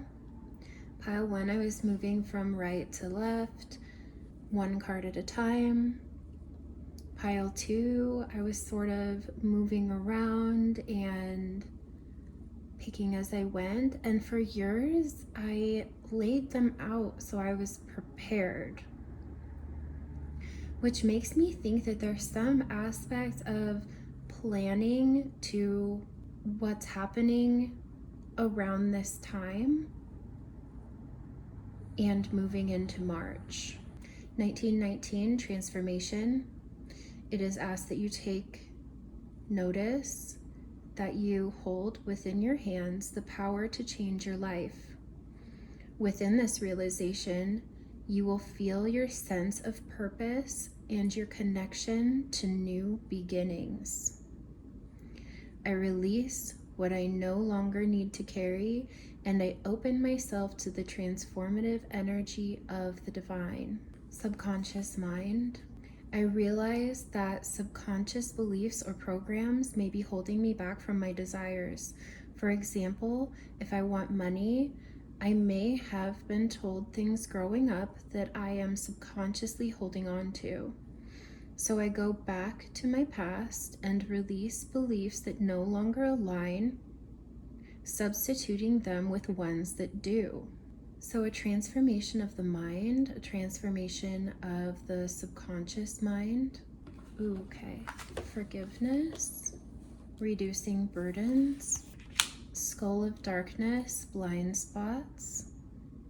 That is making me still think of the subconscious mind, the skull of darkness, bringing illumination to those patterns and those beliefs.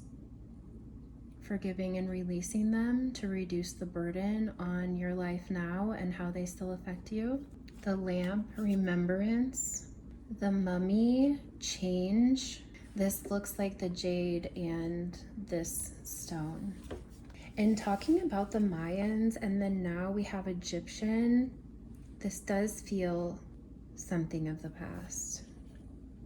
The witch, the earthly weaver of the worlds. Ooh, look at all that power that you hold within your hands. And she is in the dark, so she's finding power in the darkness from within herself. May the sacredness of my work bring healing, light, and renewal to all. Phoenix energy, fire energy, creating from the ashes, being born again. It's got the sun on it.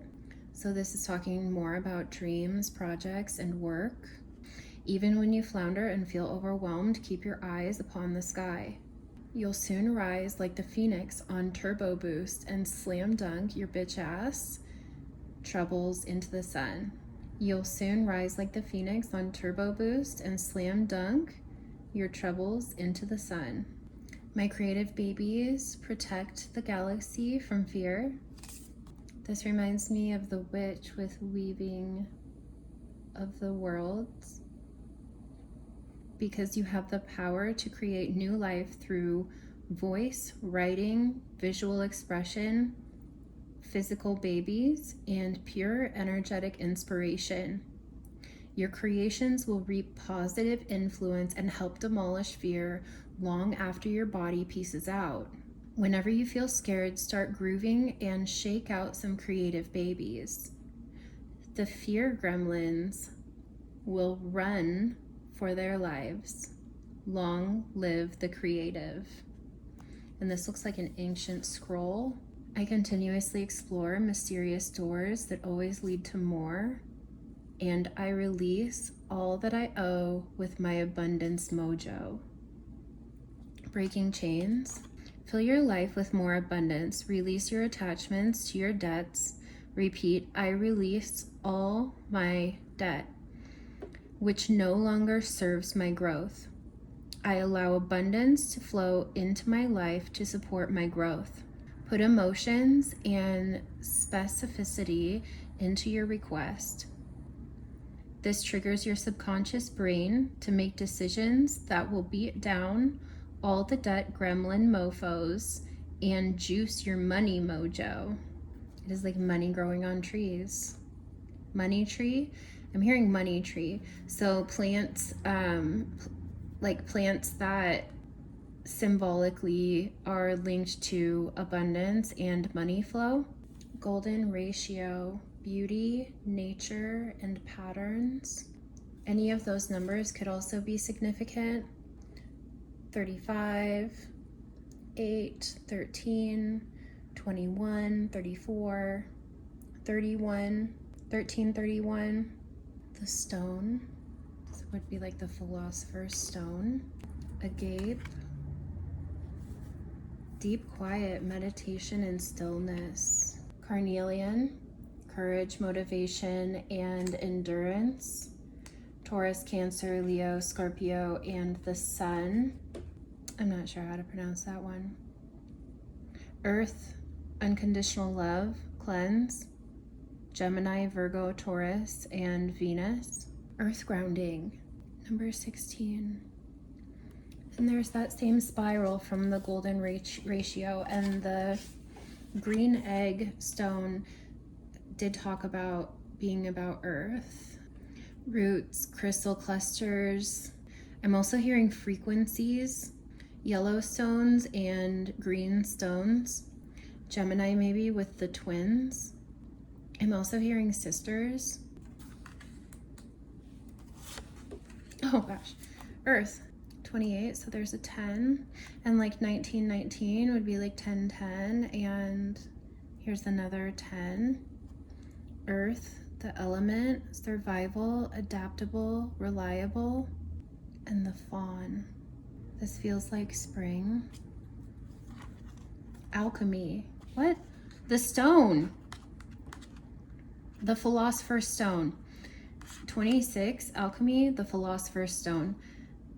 Infinity, destiny, and magic. Ooh, I like that card. Dances on one foot, balancing act. Here's another 9. That's the lunar moth. But it also looks like a green fairy. Air element, springtime air element, Aquarius. I just heard age of Aquarius. Okay, we're back. Ran out of storage. Okay, so we have this double lunar moth, double philosopher's stone, multiple things talking about earth. You could even be an earth sign, Taurus, Virgo, Capricorn, but you don't have to be. Going within, there's a number 13 again, inner world. I think that those are acorns, so planting the seeds. Acorns can also be abundance, so it's almost like following the path of abundance into a new world. 26 with alchemy, the philosopher's stone or the great work. The philosopher's stone or the great work, Latin magnus opus, was the term for the ancient esoteric alchemist, scientist, prima materia work. Magnus opus literally means masterpiece, and prima materia means formless substance from the universe. Ancient alchemy was shrouded in coded double speak. Ooh, like our cards are doubling, which involves both physiological chemistry of turning base materials into gold, known as the elixir of life and immortality. Gold also makes me think of the Maya and of ancient Egypt. Simultaneously, the alchemist, scientist, mystics practice the esoteric shifting of universal ether essences in energy, hidden to non-seers. The Philosopher's Stone, alchemy symbol. The Philosopher's Stone, alchemy symbol of squaring the circle, is both mathematical and metaphorical.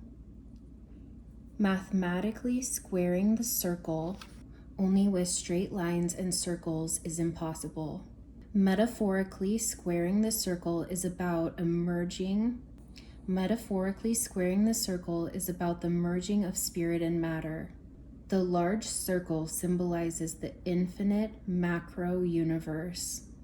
The triangle balancing within the circle symbolizes the ether, spirit, trinity of past, present, future, life, death, rebirth, mind, body, and soul.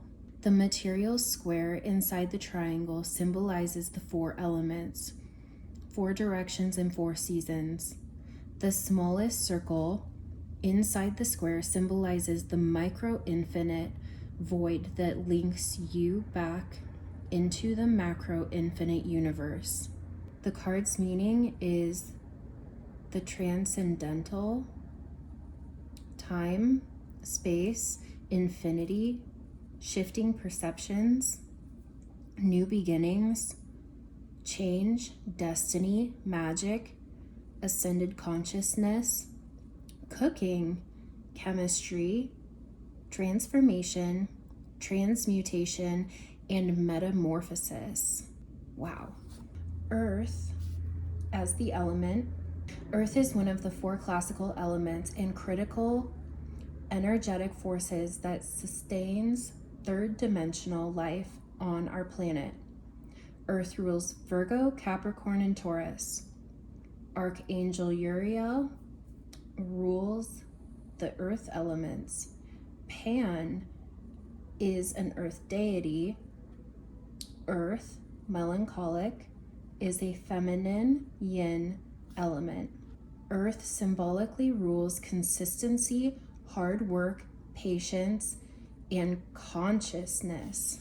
Ooh, let's get the other Philosopher's Stone. I want to look deeper into these cards that are repeating. Oh, and it's from the Alchemy deck too. Oh my God. No, it's the archetypes, never mind. The stone, the eternal, the anchor, the rock. Steadfast, loyal, committed, present. As an archetypal object, the stone holds psychic and literal weight.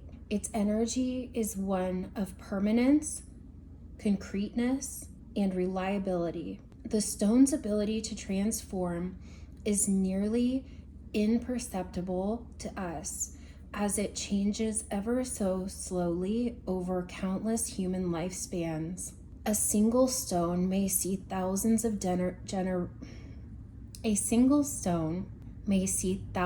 generations come and go. Therefore, it contains an ancient and eternal presence. The stone is best used to anchor our wild side. So no matter how far we roam, we can always find our way back. The stone tethers us to earth, helping to ground and connect us to stillness, quiet, and peace. And this deep quiet says meditation and stillness. When this card appears, it is likely the stone is a remedy for what ails us. Humble and easily unnoticed, the power of the stone balances the frenzy of our worlds. Build a cairn in nature. Find inspiration in Andy Goldworthy's stone egg forms. Guys, stone. In Jewish mourning traditions, stones are left at graves rather than flowers. Sit with this vision for a moment and see what unfolds. And this page is 199. So again, with the nines. Dances on one foot. Number 9, dances on one foot. Balancing act, resourcefulness, saying yes to life. When dances on one foot shows up, you are called to find new balance. Just as a dancer moves gracefully into each pose, no matter how precariously balanced a step might seem, you might bring equanimity to the situation before you, no matter how thorny or difficult a relationship seems. If you are putting too much effort into managing your life, work, relationship, family, and digital media, you are missing the point. You have to be dancing while juggling your entire life, knowing that at any one time, half of it is going to be up in the air. It's not that you are doing too much and find it impossible to catch up. Rather, it's you are confusing readiness with preparation. How I was talking about how I was preparing for this by laying the cards out, like making a plan. You will never ever be fully prepared for all the challenges in life, but you can be ready to say yes to a new invitation the universe offers you.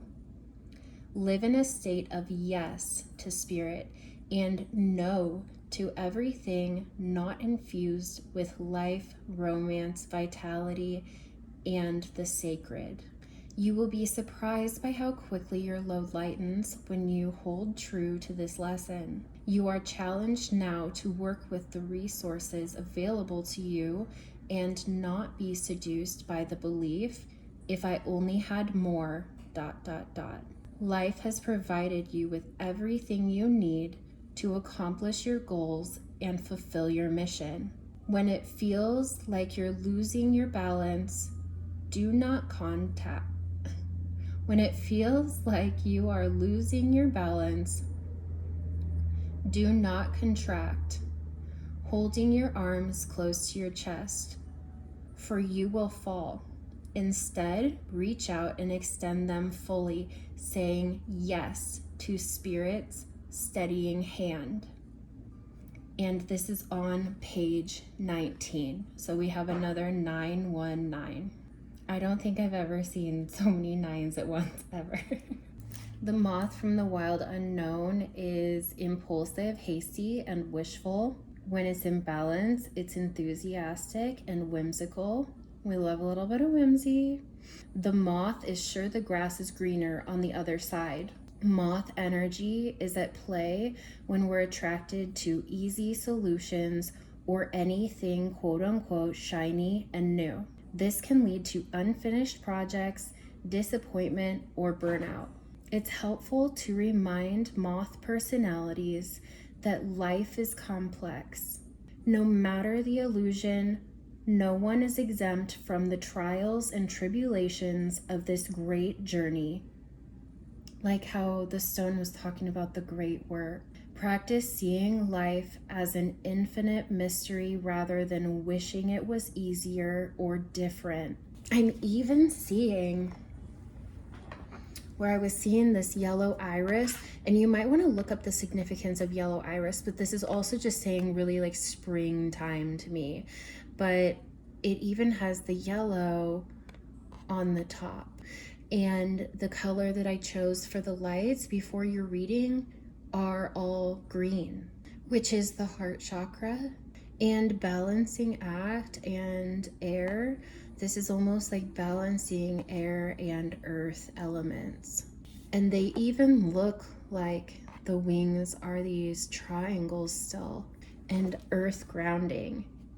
There's so much earth here, it's wild. I've never had a reading with so much earth at once, or nines, or double, I mean all of it. But so exciting. Just go with me. So earth grounding in the visions of soul, because these are all meditation and portal cards. They're beautiful. I like them especially for more intuitive reading, but the spiral is still reminding me of the spiral here, and one of the card definitions that I had read also talked about spirals and sequences. But earth grounding The key words are earth, ground, supported, energized, nurtured, and belonging. Mother Gaia herself speaks to you through this card, opening up a channel of supportive, healing energy from within her core. Yeah, like spiraling out. And from the heart, healing energy within her core, her heart. The flow of her heartbeat is channeled through the crystalline structures of the mineral kingdom, awakening your love of earth, your sense of belonging, and being part of the web of life that expresses itself in wondrous and miraculous ways. The flow of her heartbeat is channeled through the crystalline structures of the mineral kingdom, awakening your love of earth, your sense of belonging, and of being part of the web of life that expresses itself in wondrous and miraculous ways on this planet. She holds within her essence the key of life, the seed of life, and the wisdom of all that is required of you to consciously partake in the sustainable co-creation of life in this world. Only through rooted connection to her can your branches reach the sky. Can your seeds form and bring forth new life. Only through the honoring of all life is your place in this world secure. So this card is one of the cards in this deck that is a ground and balance portal meditation card. There's only 2 of them in the deck, but they bring a balancing and grounding energy that is carried throughout the deck. I'm really loving your reading so far. I know we're just getting started, but I hope that this is as cool for you to experience right now as this is for me. And I won't read every definition of all the cards, but I'm really blown away with how these are doubling and repeating. This is really cool for me. Going within, number 13. And number 13 is, in some places, they think it's bad luck, but also in a lot of places, it's a very auspicious number. I believe that it is also traditionally the 13th was a celebration of feminine energy and of the divine feminine and female groups. Those acorns are like planting the seeds, whichever card was speaking of planting seeds. But I do know for sure that acorns are a sign of abundance. So maybe you're planting seeds that will grow your abundance.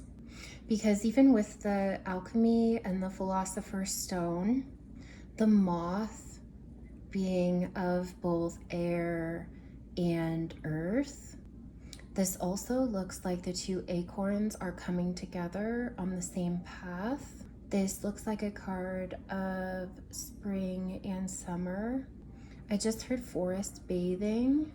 I don't live near a forest. I have heard of forest bathing, but I can't tell you much about it because I don't live near a forest. I haven't had the opportunity to have that be something that I explore yet. So if you do live near a forest or have access to one, or just want to look into forest bathing, keep in mind too with things like that. And I just said I don't live near a forest, I haven't experienced that, but I'm going to tell you how to experience it, okay? So if you actually don't live near a forest and forest bathing is something that you want to try, or even just play around with that idea, and this can always go for spirit animals, this can go for places, this can go for, let's say you are exploring Mayan ruins or ancient Egypt, things like that. If you don't have access in the physical, what I'm getting is to use an image Of course, you won't get all the same sounds and smells and everything that you would in person, having access to those things, but you could find an image that really resonates with you of the forest. You could try to tap into it by eating things that grow in the forest, acorns, mushrooms, different flora. Let's not eat any moths, but to each their own, right? Ooh, I'm also seeing a fern here. I didn't notice that at first. I will try to remember to put what I'm seeing in this card up on the screen as far as it goes for the fern, the tree. Okay, tree, I'm getting knock on wood. So, knock on wood, a doorway to a different realm, a forest tree, knock on the wood, doorway to another realm. Anyways, going within is the inner world, the boji stones. This card and medicine have come through for you today as a message that it's time to focus your attention and energy inward, to go within to discover the answers to your current questions. In truth, everything we need is already within us. And when finishing the thought about the image, you can try to tap into these places or these spirit animals through an image and recreating any other senses that you can that would bring you closer to that. So maybe with the sea, it's the smell of salt water. It could be holding a shell with the forest. It could be something with a fern, maybe. It could be indulging your senses however you can to try to tap into the energy of these places if you're physically unable to go and visit them yourself. So going within, number 13, this is the Crystal Medicine Oracle. I really, really, really love this deck. For me, it brings out a lot of very spiritual insights, but I just connect with it deeply. It had been on my wish list for a really long time, and I just didn't bite the bullet because there were some other ones that I also really, really wanted. Like the Kim Cran's Alchemy deck was high on my list also, but I really connect deeply with this Oracle deck, and I'm so glad that I got it. I don't know exactly how popular it is, but I feel like for someone that is getting into cards, getting into Oracle, meditation cards, Lenormand, anything like that, any type of deck, even if you don't read cards and it's just daily affirmation cards, finding a deck that you connect with, regardless of popularity, is your sign that that deck is for you. I had the same experience with the Witch Cat's Oracle. It was in a tiny corner in a local metaphysical shop, and this was actually my third deck ever that I owned because I'm a collector. I just love them. This was my third deck that I ever owned. My first was the traditional Rider-Waite in the holographic finish, and my second was the Everyday Witch Tarot. This was my first Oracle deck ever, and this is another one that I connect with so deeply, and the messages are so beautiful. What they have to say is so beautiful, and they're kind of like a warm hug for the soul. I feel like they're also really good.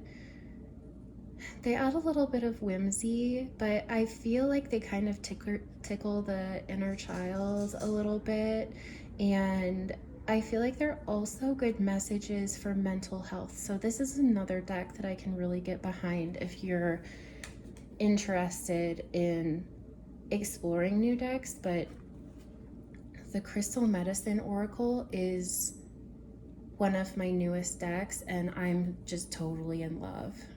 This card and medicine have come through for you today as a message that it's time to focus your attention and energy inward, to go within to discover the answers to your current questions. In truth, everything we need is already within us.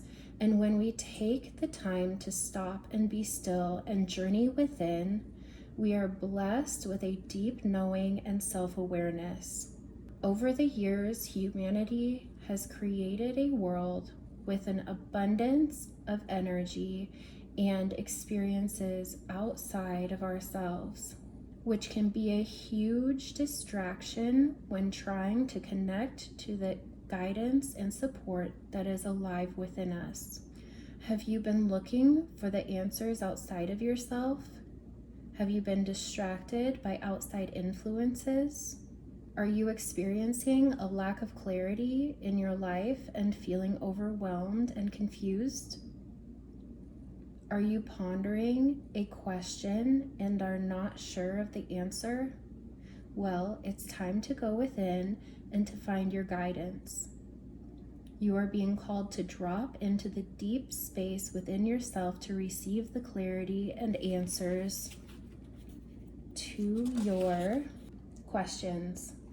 It is a powerful time of journey to the inner realms to revive your medicine, a time to follow the beat of your drum. From this place, profound connection and awakening will occur. Ooh, okay, the medicine of the inner world. Many tribes from across the globe worked with and had a very similar understanding of three powerful spiritual worlds: the inner world, the middle world, and the upper world. You can visit each world by using intention, meditation, or deep states of trance. The Celts would enter the world through the trees. Guys, okay. The Celts would enter the world through the trees. While other civilizations had their specific guided rituals. In all three worlds, specific medicine is offered to take back to the physical world. When offered to the client for healing and guidance, the medicine that is found in the inner realms is that of the animal spirits, each of which has its own wisdom and energy to share. These worlds are truly sacred, and you must feel a deep honor and respect when entering into them. Boji stones assist in going within. They provide medicine to journey to the inner world of shamanism. They are related to balance. That's so interesting that I talked about the knocking on wood and entering into a new world, and it talked about entering and the animal spirits. Okay. A ceremony for going within, for this card, into the inner world. Find a peaceful place in nature, close your eyes, and start to drop into deep space. If you have Boji stones, and I'm not sure if I'm pronouncing Boji stones right, it's B-O-J-I, then work with them also. Set an intention to travel to the inner world and to meet an animal medicine that will assist you to go within and connect with your own wisdom and guidance. Call the deva of your crystal and your power animal if you know it, or work with the guidance of your own soul. Ask to be guided to your special tree and ask if you can enter into the inner realms. Travel down to meet your animal. When it shows itself, ask it 3 times, Are you my animal medicine? If it is still there, you will know this is your medicine. Your animal will offer you some of its medicine to take back to the physical world within you. Journey back from the inner world with your medicine and allow it to sit in your heart, where it will assist you in going within. Very cool. Agape is making me think of something cracking open. And meditation and stillness, it's making sense to me now why I kind of went out of my way to talk about going within and accessing these places even without them being there physically, and then also talking about the animal spirits. Springtime, we have a tree. This also feels like the Empress card from the Kim Cran's tarot. And benevolent guide with the bee. I feel like you are working hard on growing something. It feels like you're going to be seeing these shifts in the spring, but also in March. Bees also work together. They follow the scent. They follow the path. This feels like more earth element to me also. Yep. Here comes our spirit animal of the channel.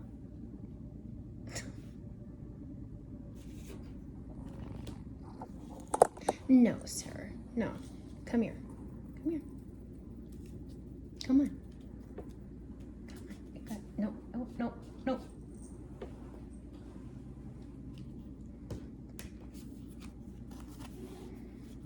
Ooh. Okay.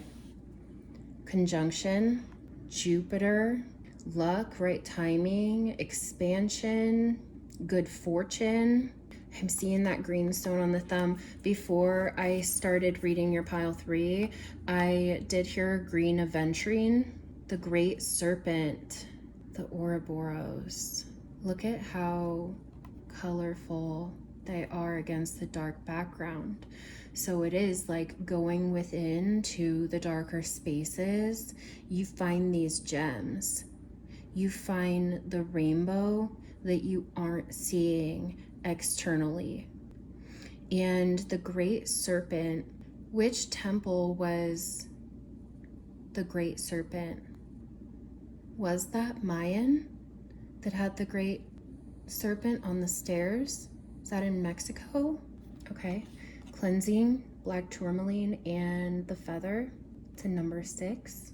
This feels like taking a rest or being protective of your softer insides. Ooh. And this is like blooming from within. This cat is over here petting my cheek. Not the cards, my black cat. Wish. And divine timing.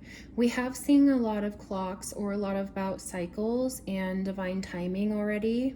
Meet Astra Oraculum, mistress of the journey, the unfolding, the process. She can hear the divine orchestration in the music of her everyday life. Marking time with magic, she sees the tree in the seed, but is still curious about how it will grow. More about seeds. She wants to be dazzled, surprised, and inspired into unexpected expansion as she moves towards the fulfillment of her desires. We think we want instant gratification, but our soul loves a winding cosmic path. Someone needs to hear that. We think we want instant gratification, but our soul loves a winding cosmic path, lit by intuition and peppered with gifts beyond imagining, one that cracks us open and fills our hearts with starlight. Okay, power of prayer. Give this situation to God for uplifting and healing, and be open to miracles. Words of abundance. And it looks like she's in a forest. This is very Snow White looking. You have the ability to instantly manifest abundance. That's like 1111. By choosing powerfully positive words. Have courage to ask for it and accept help. This feels a little bit like Six of Pentacles. Be sure to accept this assistance as well as give it to others as you are guided. Clearing debts. Your self-care involves removing the heavy burden of financial and emotional debts from your life. You already feel lighter and freer just by facing this topic and making a plan to clear present obligations and avoid future ones as well. Windfall of abundance. And there's Saint Nick in the forest. Birch trees could be significant. This is the second fawn that we've seen. This also feels a little bit like the Hermit, wintertime. An increase in abundance is arriving in many different forms, some of them unexpected. Be open to receiving and know that this abundance comes to you to support your life purpose, health, and charitable work. Okay, so maybe there have been financial struggles that seem to be clearing way. There is a lot about prosperity and abundance here. Also of Earth is the material world, which does also include money. And money's green. There's lots of green.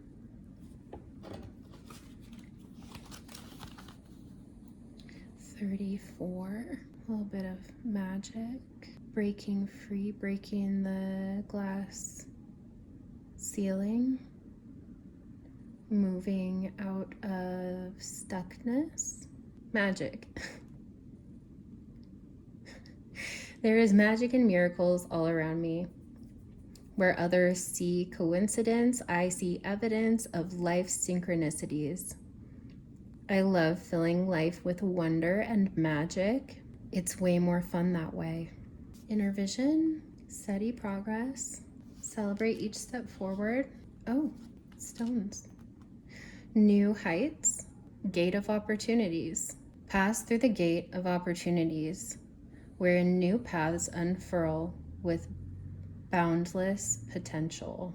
We had Ethiopian opal, rebirth portal and desire hidden in there. Another phoenix rising out of the ashes. Containing a soul holograph, Ethiopian opal gives access to different timelines in your life from past, present, and future. Give all parts of yourself the love that you deserve. Yeah, past, present, future again. Virgo, Sagittarius, and Mercury. Rainbow aura quartz. Aura healing. Magic, universal life, universal light. All signs and Mars. Yes, this is air and earth. It says Rainbow Aura Quartz is a wonderful companion for astral projection and out-of-body experiences, joining you in the beyond while keeping your physical self anchored. So air and earth again. Living your life in color with this crystal is a must. These are all orange and yellow. Arrival. The end of separation. She is union, communication. She is union, communion, and co-creation. She is in love with her life, her body, and this world. Never forgetting in the endless creative power of her truest self. She is infinity, frolicking in the sunset meadows and feeling the wind ruffling her fur. She is you, born into this present moment, awake and free. Another infinity symbol. Dreaming, soften your focus and wander off the main road. Feel the mist of mystery kiss your skin. Welcome the magic of the dreamy field. Wasn't there something talking about lots of dreams in the very beginning too? Inner fire, meet sun fire. Her wild creativity burns away all mental fetters. She transforms into brave creatures, breathing, pulsing, journeying, guided by the light of spirit. We are born creators. Our hands craft miracles and our eyes dance, alive with the fire of our true home. And moonlighting. Oh, this looks like the moth and the here we go again. Here we go again. You can start working on your dream career part-time while keeping your other job to pay the bills. Soon your dream career will take flight and fully support you. And this looks like it too. Will of the Wisp. Looks like moonlighting, the moth, and dances on one foot. And there's 3 in here too, and there's 2 more in the moonlighting. Treasures hidden in the shadows. So I feel like once you travel within, then you do find those treasures hidden in the shadows, like I said with the great serpent. And lost in space, needing direction. And I feel like this is where it comes in, where the guides were telling you, like, you can ask them for help. I don't feel like you need direction though. Maybe some of you do, but I feel like you're looking at the world and all of the possibilities and finding direction. I don't feel that you're directionless. I feel like you're picking your path. And 36 would make another 9. So I feel like in March, you have the opportunity to spend some time in nature and to ground yourself. I feel like you're going to be seeing a lot more patterns and synchronicities coming up here. You might start seeing the number 9 a lot. You could start seeing green fairies or green moths a lot. That could even be your spirit animal that you take from this reading at this time. I feel like you are finding paths of abundance, but I feel like you're also planting seeds that will start growing into seedlings in March. I feel like you're going to start seeing the success of the path that you've taken start to crack open. It's like you just have to knock on that door to be let in. But also with Jupiter, it feels like you might even get a little bit of a lucky break. But it feels like a time of a lot of magic. Yeah, it feels like a magical time in your life, a time of, but it does feel like a time of magic and abundance and maybe even a touch of whimsy coming into your life here soon. Zodiacs too. Taurus, Sagittarius, Gemini, Virgo, Cancer, Capricorn. You don't have to be any of those signs for this to be for you. Just trust your intuition. Okay, it's like I know to have. I heard someone say and to hold. 2 stuck together. The C and the O are stuck together like co-creation, collaborate, Colorado. I also heard co-founder, co-op. Right, time, love, learn, good. M, U, V, another M. I'm also thinking of mums, like the flowers, mums. An axe, C, E, an angel, a cross, a J, skull and crossbones, another C, JC. I'm also seeing me and I'm, there's another U, 2 hearts crossed together, and then another little heart. S, L, W. The world charm has come out in all piles so far. Sagittarius, and on the back it is optimist. F, Y, H, E, M,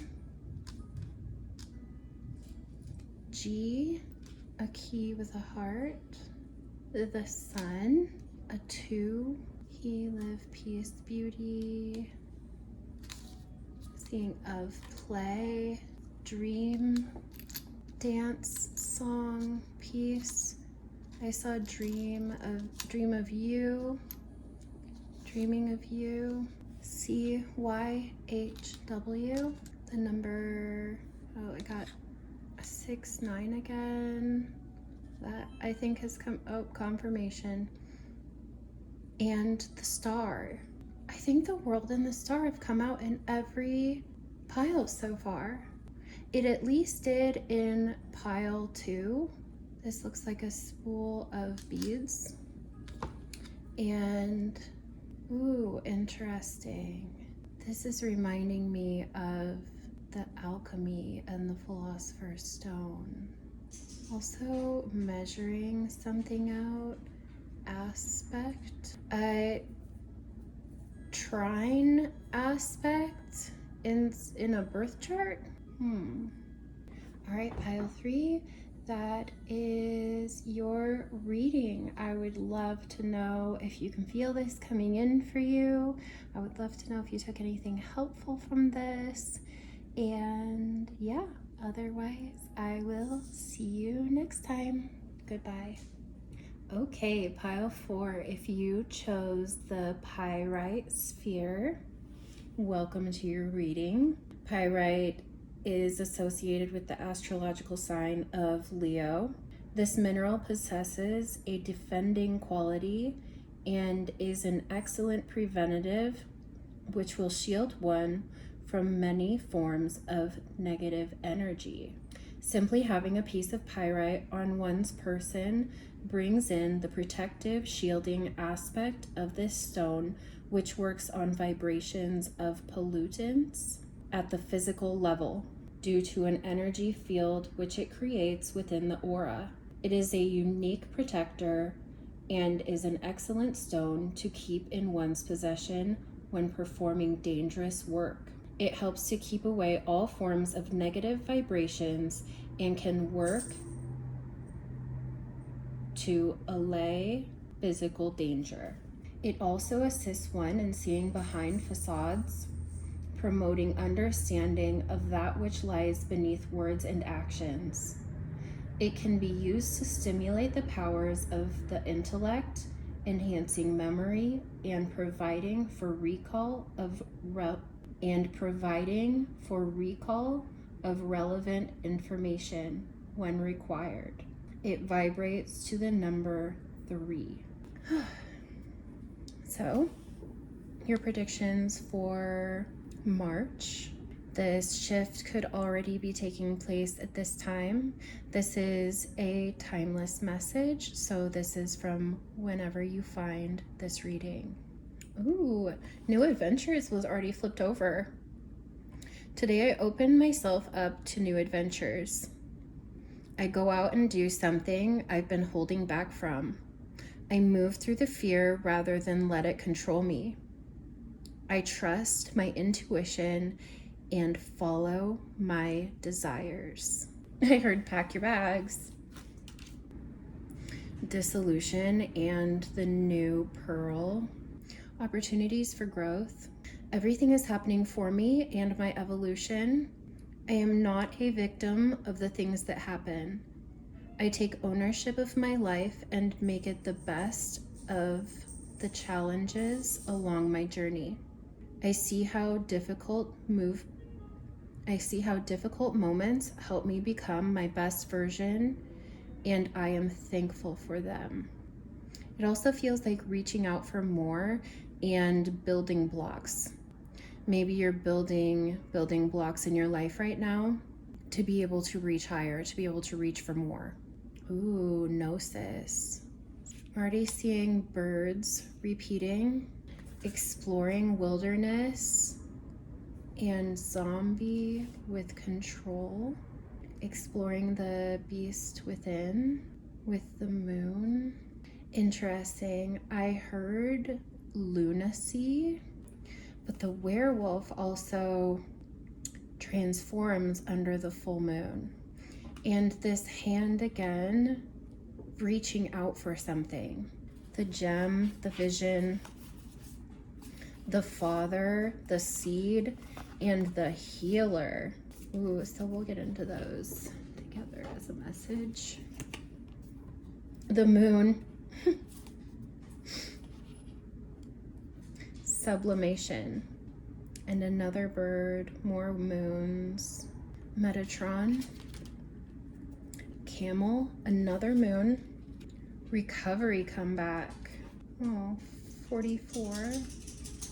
Yeah, and there's 2 sets of pink and white rainbow stones. God is your source. Now there's 3 lambs here. Everything you need is supplied by the infinite source of God, and your faith opens the doorway to receive. In God, there is no lack or limitation. Rather, there is plenty of abundance for all to share. Savings. As you consistently save for your future is saved. You do your future self a big favor as you consistently set aside present funds. This is a part of your self-care and path to feel secure as you focus upon your life's purpose. And this feels like springtime. The green is also making me think of March. No more complaining. Complaints are affirmations of victimhood, which is never true spirituality. Take back your God-given power by affirming that you have an abundance of choices and freedom. With your increased confidence and assertiveness, watch these positive affirmations blossom into reality. I don't know if I believe that complaints are affirmations of victimhood. I think that we can have an awareness of the things that make us uncomfortable, and that can actually be, the awareness of that can shift us and shift that thinking. It can also create change, what we're uncomfortable with. There is irises and rabbits here, so more about springtime. Someone here could be a single mother because I'm seeing women with a child. The androgyny. 1, 2, 3, vision. Your path will not look identical to anyone else's. That is what makes you unique. Remember that as you stay the path that feels connected, the path will continue to lead you to alignment. Let your vision be as different as you are. My path is mine and mine alone. When I follow my path, alignment naturally comes. 10-10, growth. This also can be about cycles. Spiritual awareness is opening you to all that you are ready to see. Your destiny is being fulfilled. Keep your intentions pure with your eyes looking around, and you will continue to increase the growth that is here. The more I invest awareness in my growth, the closer I continuously become to the outcomes that I seek. 999, release. Endings are new beginnings in disguise. An ending symbolizes the closure of one door and the opening of another. The whisper is reminding you to release and allow. It is in the release where the magic happens. Doors open for me where others have closed, bringing transformation to my mind, my body, and my soul. Didn't something already say endings lead to new beginnings? So this does feel like allowing release to happen to create room for new growth as you follow your vision. Ooh, cool. Dance number 9 with boulder opal and rattle. Moving forward, 19 with air. This feels like Aquarius season, maybe. Also, taking aim towards your vision. Number 9 with dance.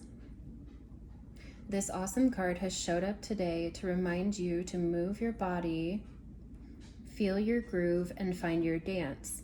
Dance has been a powerful ritual since the beginning of time, with ancient races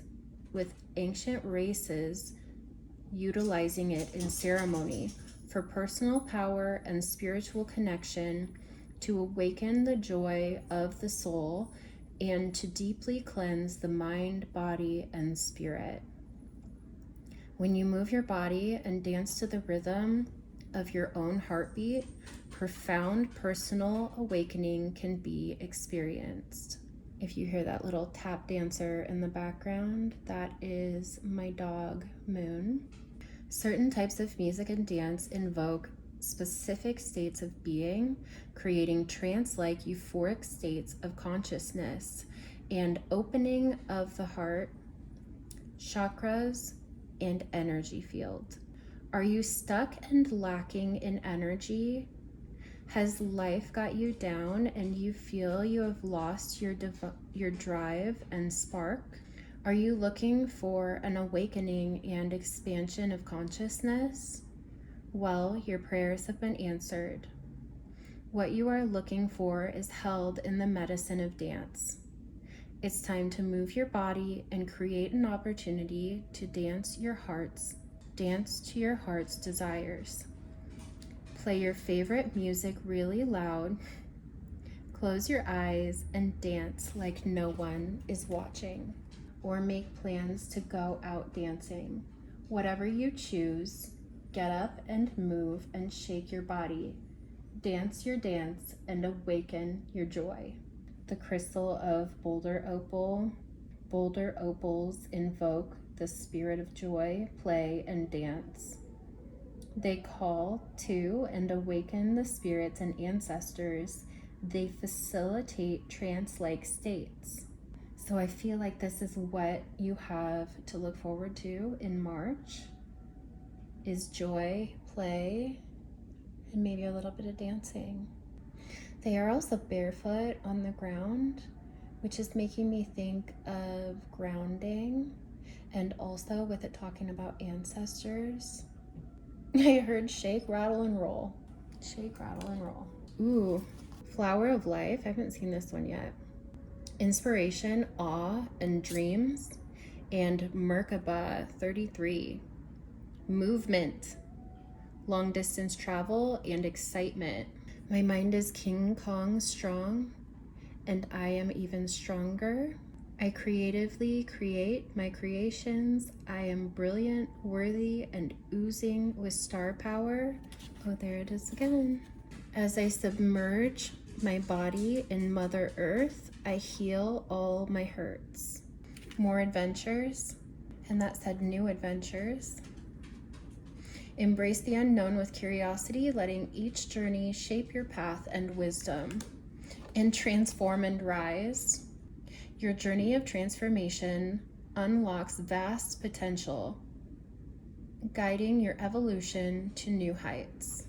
Ooh, hollow bone, teachability. This feels a lot like an ancestor card.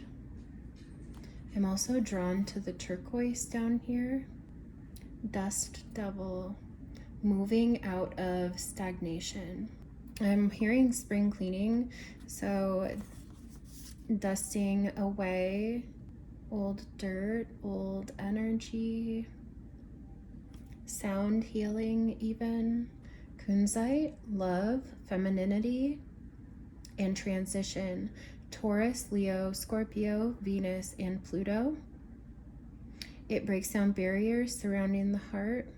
Kunzite offers unconditional love to heal lingering wounds. Kunzite helps you feel safe while being vulnerable, allowing you to express your love authentically and expansively. A highly vibrational stone shield. A highly vibrational stone, kunzite protects.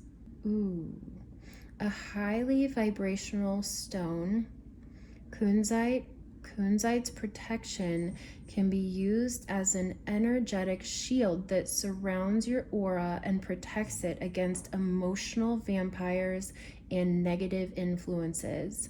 This stone aids in feminine rites of passage from puberty to becoming a mother. Kunzite supports loving your body no matter what phase of life you're in. And moonstone is divine feminine, intuitive, nurturing, Cancer, Libra, Scorpio, and the moon. Moonstone balances masculine energy with the feminine touch, teaching the art of receptivity and serendipity. It is especially potent during the waxing moon. There's a lot about the moon here, and it seems feminine energy, quartz growth, alignment, cleanse, all signs, the sun and the moon. A conduit of energy, quartz generates electromagnetic energy and dispels electricity, absorbing, storing, releasing, and regulating positive or negative energy. Bixbite, timing, action, and change. Aries, Taurus, and the moon. Bixbite has an impeccable knack for the right timing and can encourage you to try new things, pursue an opportunity, or change anything that needs an update. Bixbite opens the connection between your base chakras and your heart chakra and infuses you with unconditional love for yourself and others. Bixbite encourages energy expressed as action, movement, like dancing, and progression to move towards true alignment between you and your soul. Update what's outdated with joy and recharge your life. Yes, this is talking a lot about cleansing, clearing, charging, divine feminine, kind of acceptance of yourself in a loving way, no matter what stage of your life that you're in.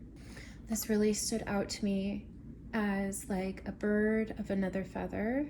This does feel like springtime energy. You stand out from the flock.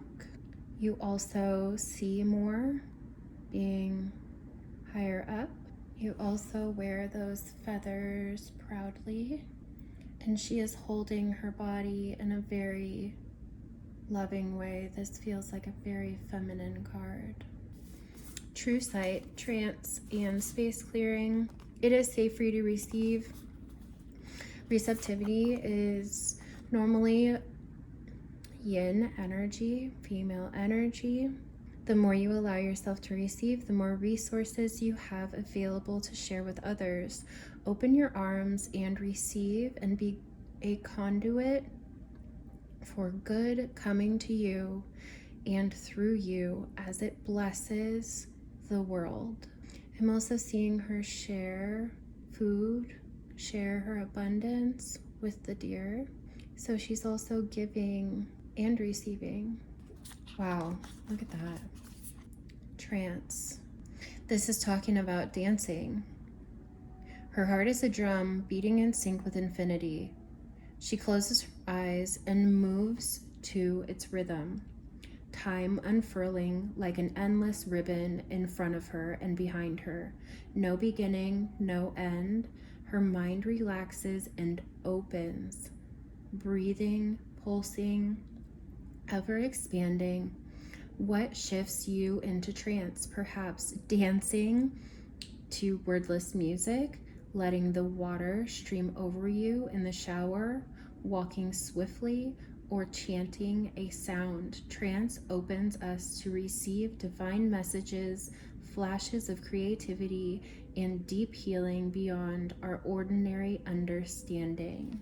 There's a lot of purple in this reading too, so I do feel like, and this does look like open to the crown chakra, and being open to receive and open to receiving divine messages, illumination. And there's another moon on here. There you go, confirmation. Resourceful, independent, knows oneself. When in balance, is calm, content, sparkle in the eye. This is page 133, so another 3. The camel can handle absolutely anything as it carries a wealth of nourishment within. This wondrous creature is self-reliant and handles challenge with ease. Even in the face of excess heat, judgment, or anger, the camel searches inside for the cool elixir of water to calm the situation. The camel represents the ultimate form of bringing opposites into balance, fire and water, and being responsible for one's own reactions. The camel is a wonderful traveler and is especially fond of trips to faraway lands. You could definitely be traveling coming up in March. So this is speaking a lot about the body and acceptance of the body, but also balance within the body, balancing of divine feminine energy, opening yourself up to receive, even if that means creating space to do so.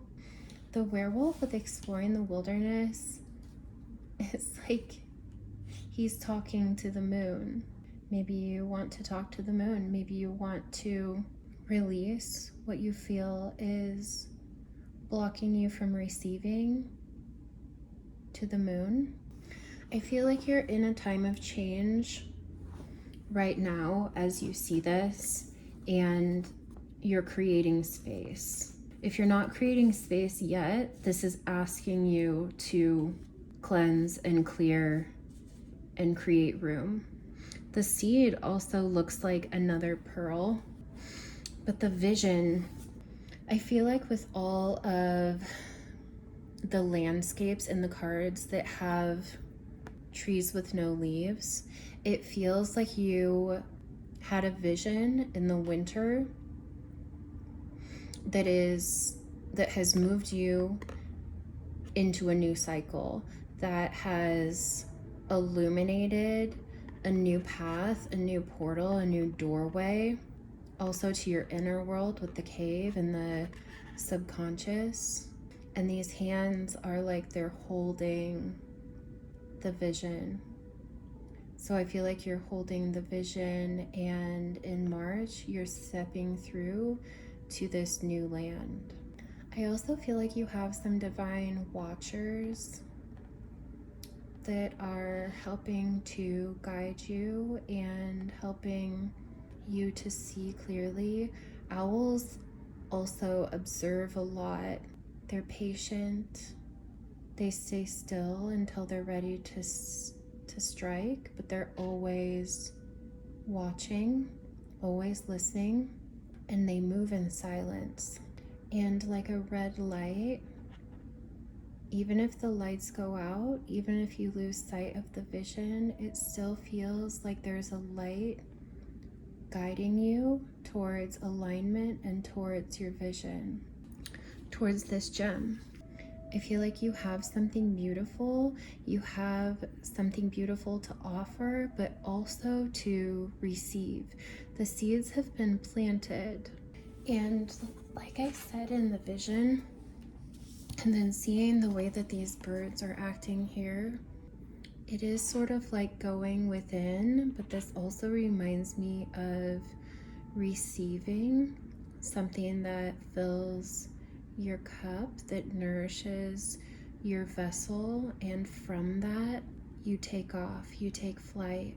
And again with flying at night. So in the shaman's oracle, Dust Devil is about embracing the chaos, trusting in the process, and moving out of stagnation. The hollow bone is about teachability, humility, being empty so that the wind of spirit can breathe through you. The hollow wing bone of an eagle is a flute for the shamans. The appearance of the hollow bone invites you to become empty of your notions of who you are, to check your ego at the door, and to know that this is not about you.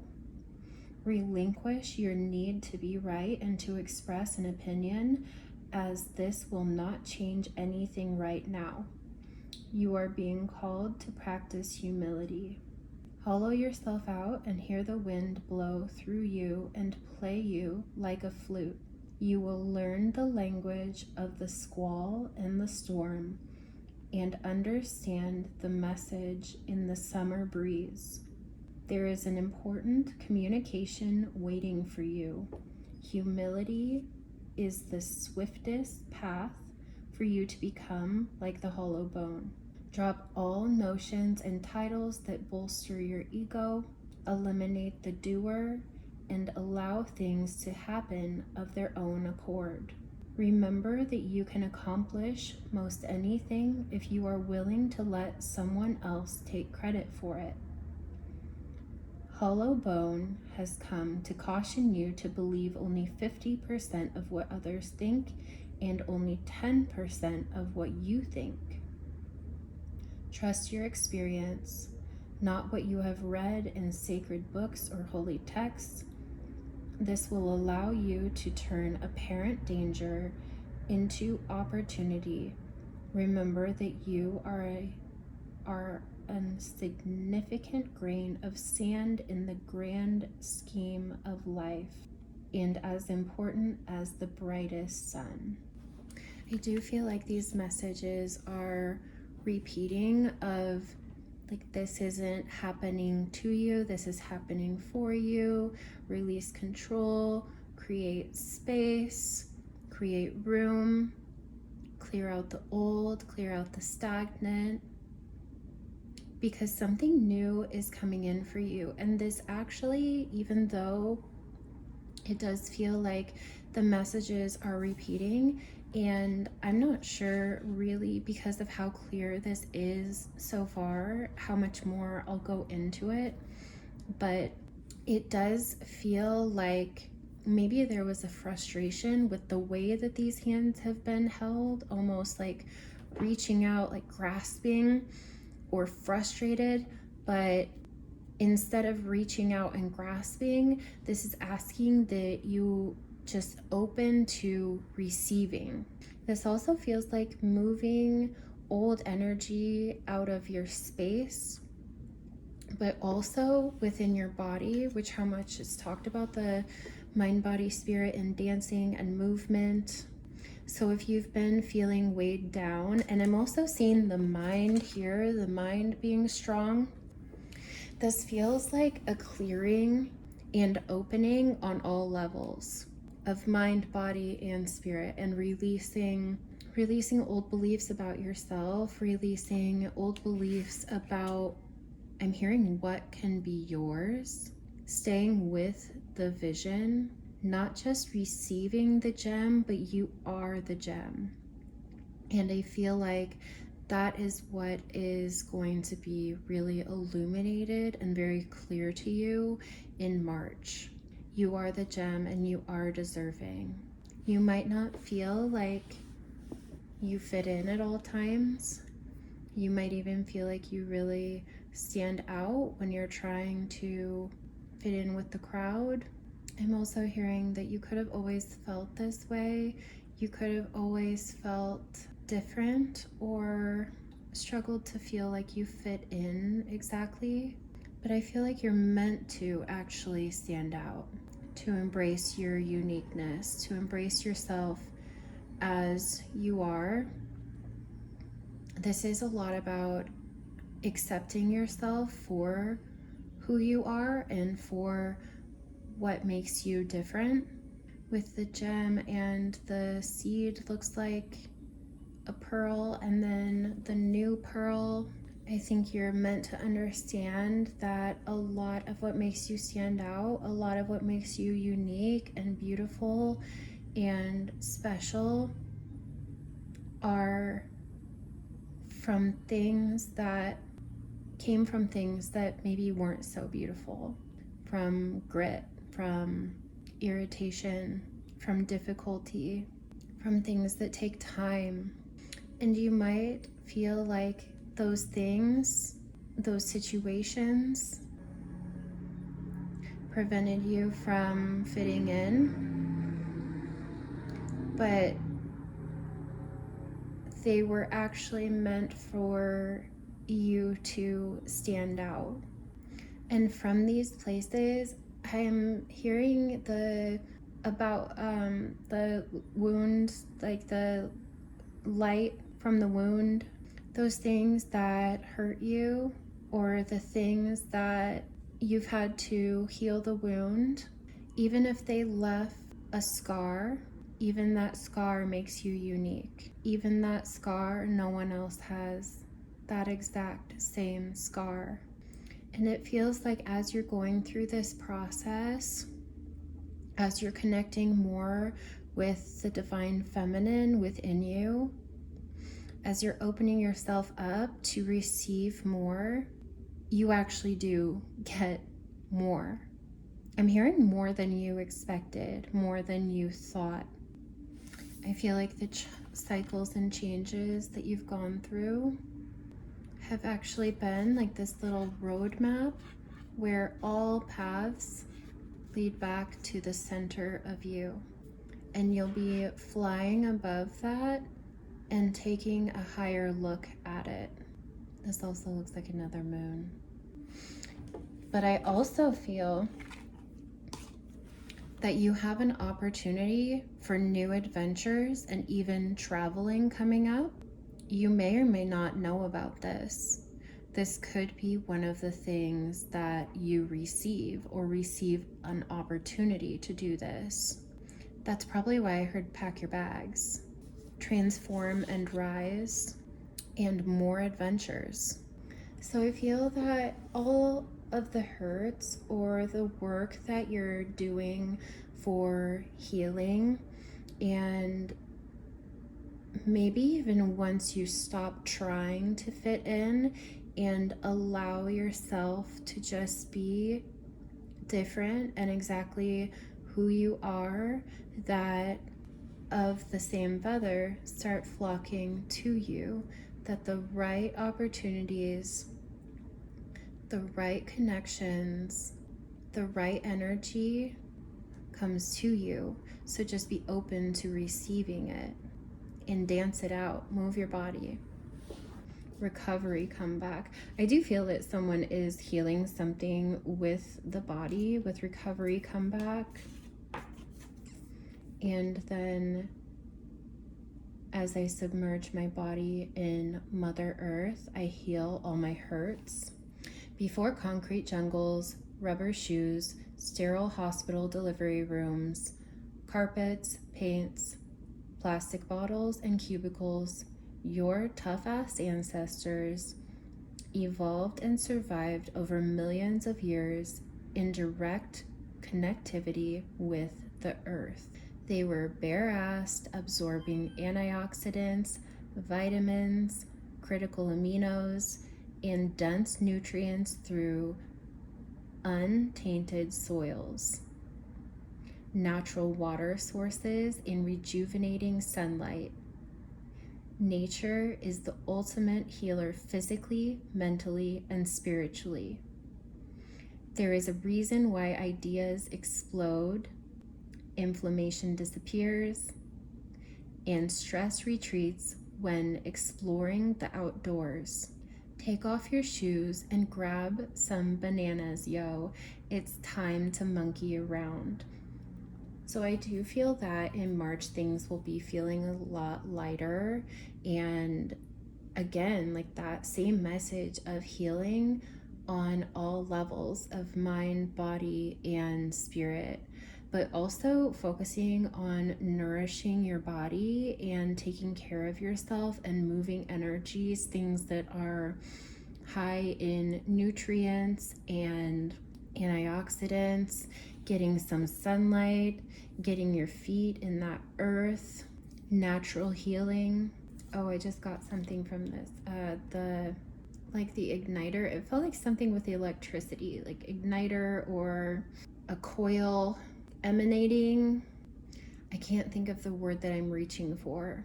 It's something that has energy radiating out of it, but a constant flow of energy. Reactor? I don't know what the word is. Oh, we'll get a couple signs too. Okay. Pisces. It tried to go Virgo, but then flipped over to Capricorn. Taurus. Oh no, it tried to say Taurus and flipped over to Capricorn. That's probably why it came back out. Leo. Leo again. Aries. Libra. You don't have to be one of those signs. That's just extra confirmation for someone who needs it. I'm seeing believe twice. Ooh. Okay. A turtle. The turtle shell has a lot of spiritual significance. 0701, a pentacle or pentagram. The world. This charm has come out in every single pile now. So I feel like no matter what pile you went to, this is a new cycle. Peace sign, D, O, K, I, another I, a Z, an H, a cross, a knot, 4 and 6. Someone could even be 46. A 3, 2 abalone shells, a cat, and it looks very artistic, a J, and this key that is making me think of March. It even almost looks like a clover, but it also looks like a pansy. 6, 2, 3, 8, 8. D, a butterfly, a transformation that is also springtime. Wheel of Fortune, the star, and the sun. Okay, and the moon. Wheel of Fortune, the sun, the moon, the stars. It's all here for you. H, M, M, Z, 2 I's or 2 1's, 0, 3, L, and D. This also looks like another key with a flower on it. An 8, H, M, U, I, she, L, a cross again, a B. This, yeah, exact same key again. A sewing needle, like you're threading or creating. The Hamza, bare feet, again, bare feet. The Lovers, the World. Oh, we got the World twice. And this heart looks like it has a little wing on it. R, and R, rest and recovery. R. Okay, there's 3. But I'm also seeing the B, like burr. Okay. Maybe something was cold. Maybe you had a cold season last season. A leaf, a P, 2, 4, 6. A fairy. Another turtle. Another owl. A C, but I saw it right here next to the I. So I, C, and then the owl, like the vision card. 8S, Virgo. Another key. 7, 8, 9. It does feel like you're right now coming to the end of a cycle and starting a new one in March. A safety pin. Yeah, maybe you've been trying to hold it together and it's not the time to do that. It's the time for releasing, to create space, to receive. I'm not sure what this is. I have no idea, guys. Is that a shell or a leaf? I don't know what that is. A dolphin, another I or a 1, Q, and the sun again. S, G, and 30. I'm also seeing hum And humming can help to regulate the nervous system. It can also it can be a quick technique to reset the reset the nervous system if you are feeling dysregulated. I can't help but think when I'm seeing the world, and especially seeing it twice, that you will be traveling. Even if it's just a little day trip somewhere, it feels like you are traveling somewhere.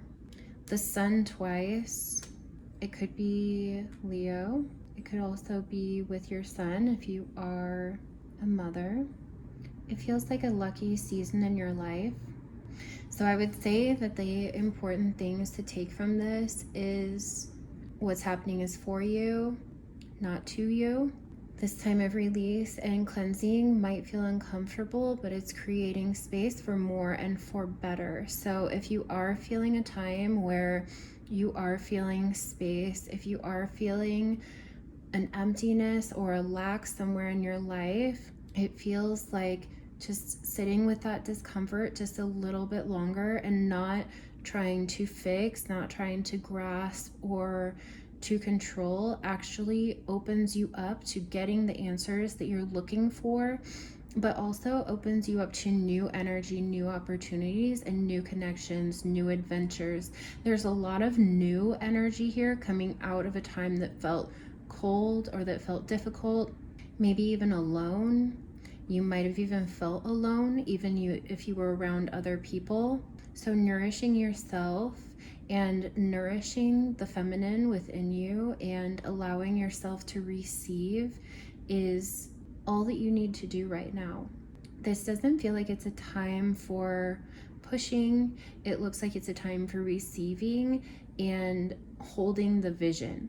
Instead of acting, this is a time for receiving and just holding the vision and nourishing yourself and your mind, your body, your spirit.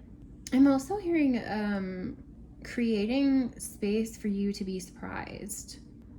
And even though that this isn't saying like, oh, you're getting the love of your life coming in, or someone's proposing, or you're getting a windfall of some sort. There's an aspect here of you're going to be surprised. And it feels like this is part of the transformation that through nourishing and opening up to receive, it feels like you are going to receive more than what you have in your vision that you've been trying to grasp to. So it's not any less exciting than any of the other piles. This just has an air of surprise to it and adventure, and maybe that's just not for me to tell you exactly what that is because it's different for each, but I feel like this is going to be a very exciting, adventurous time in your life, and that you're going to start getting those opportunities coming in here in March. So whatever that looks like for you, good luck. I hope that you eat something that nourishes your body today, and I'm so excited for you to receive these new opportunities and your vision taking form. So I will catch you next time. Goodbye.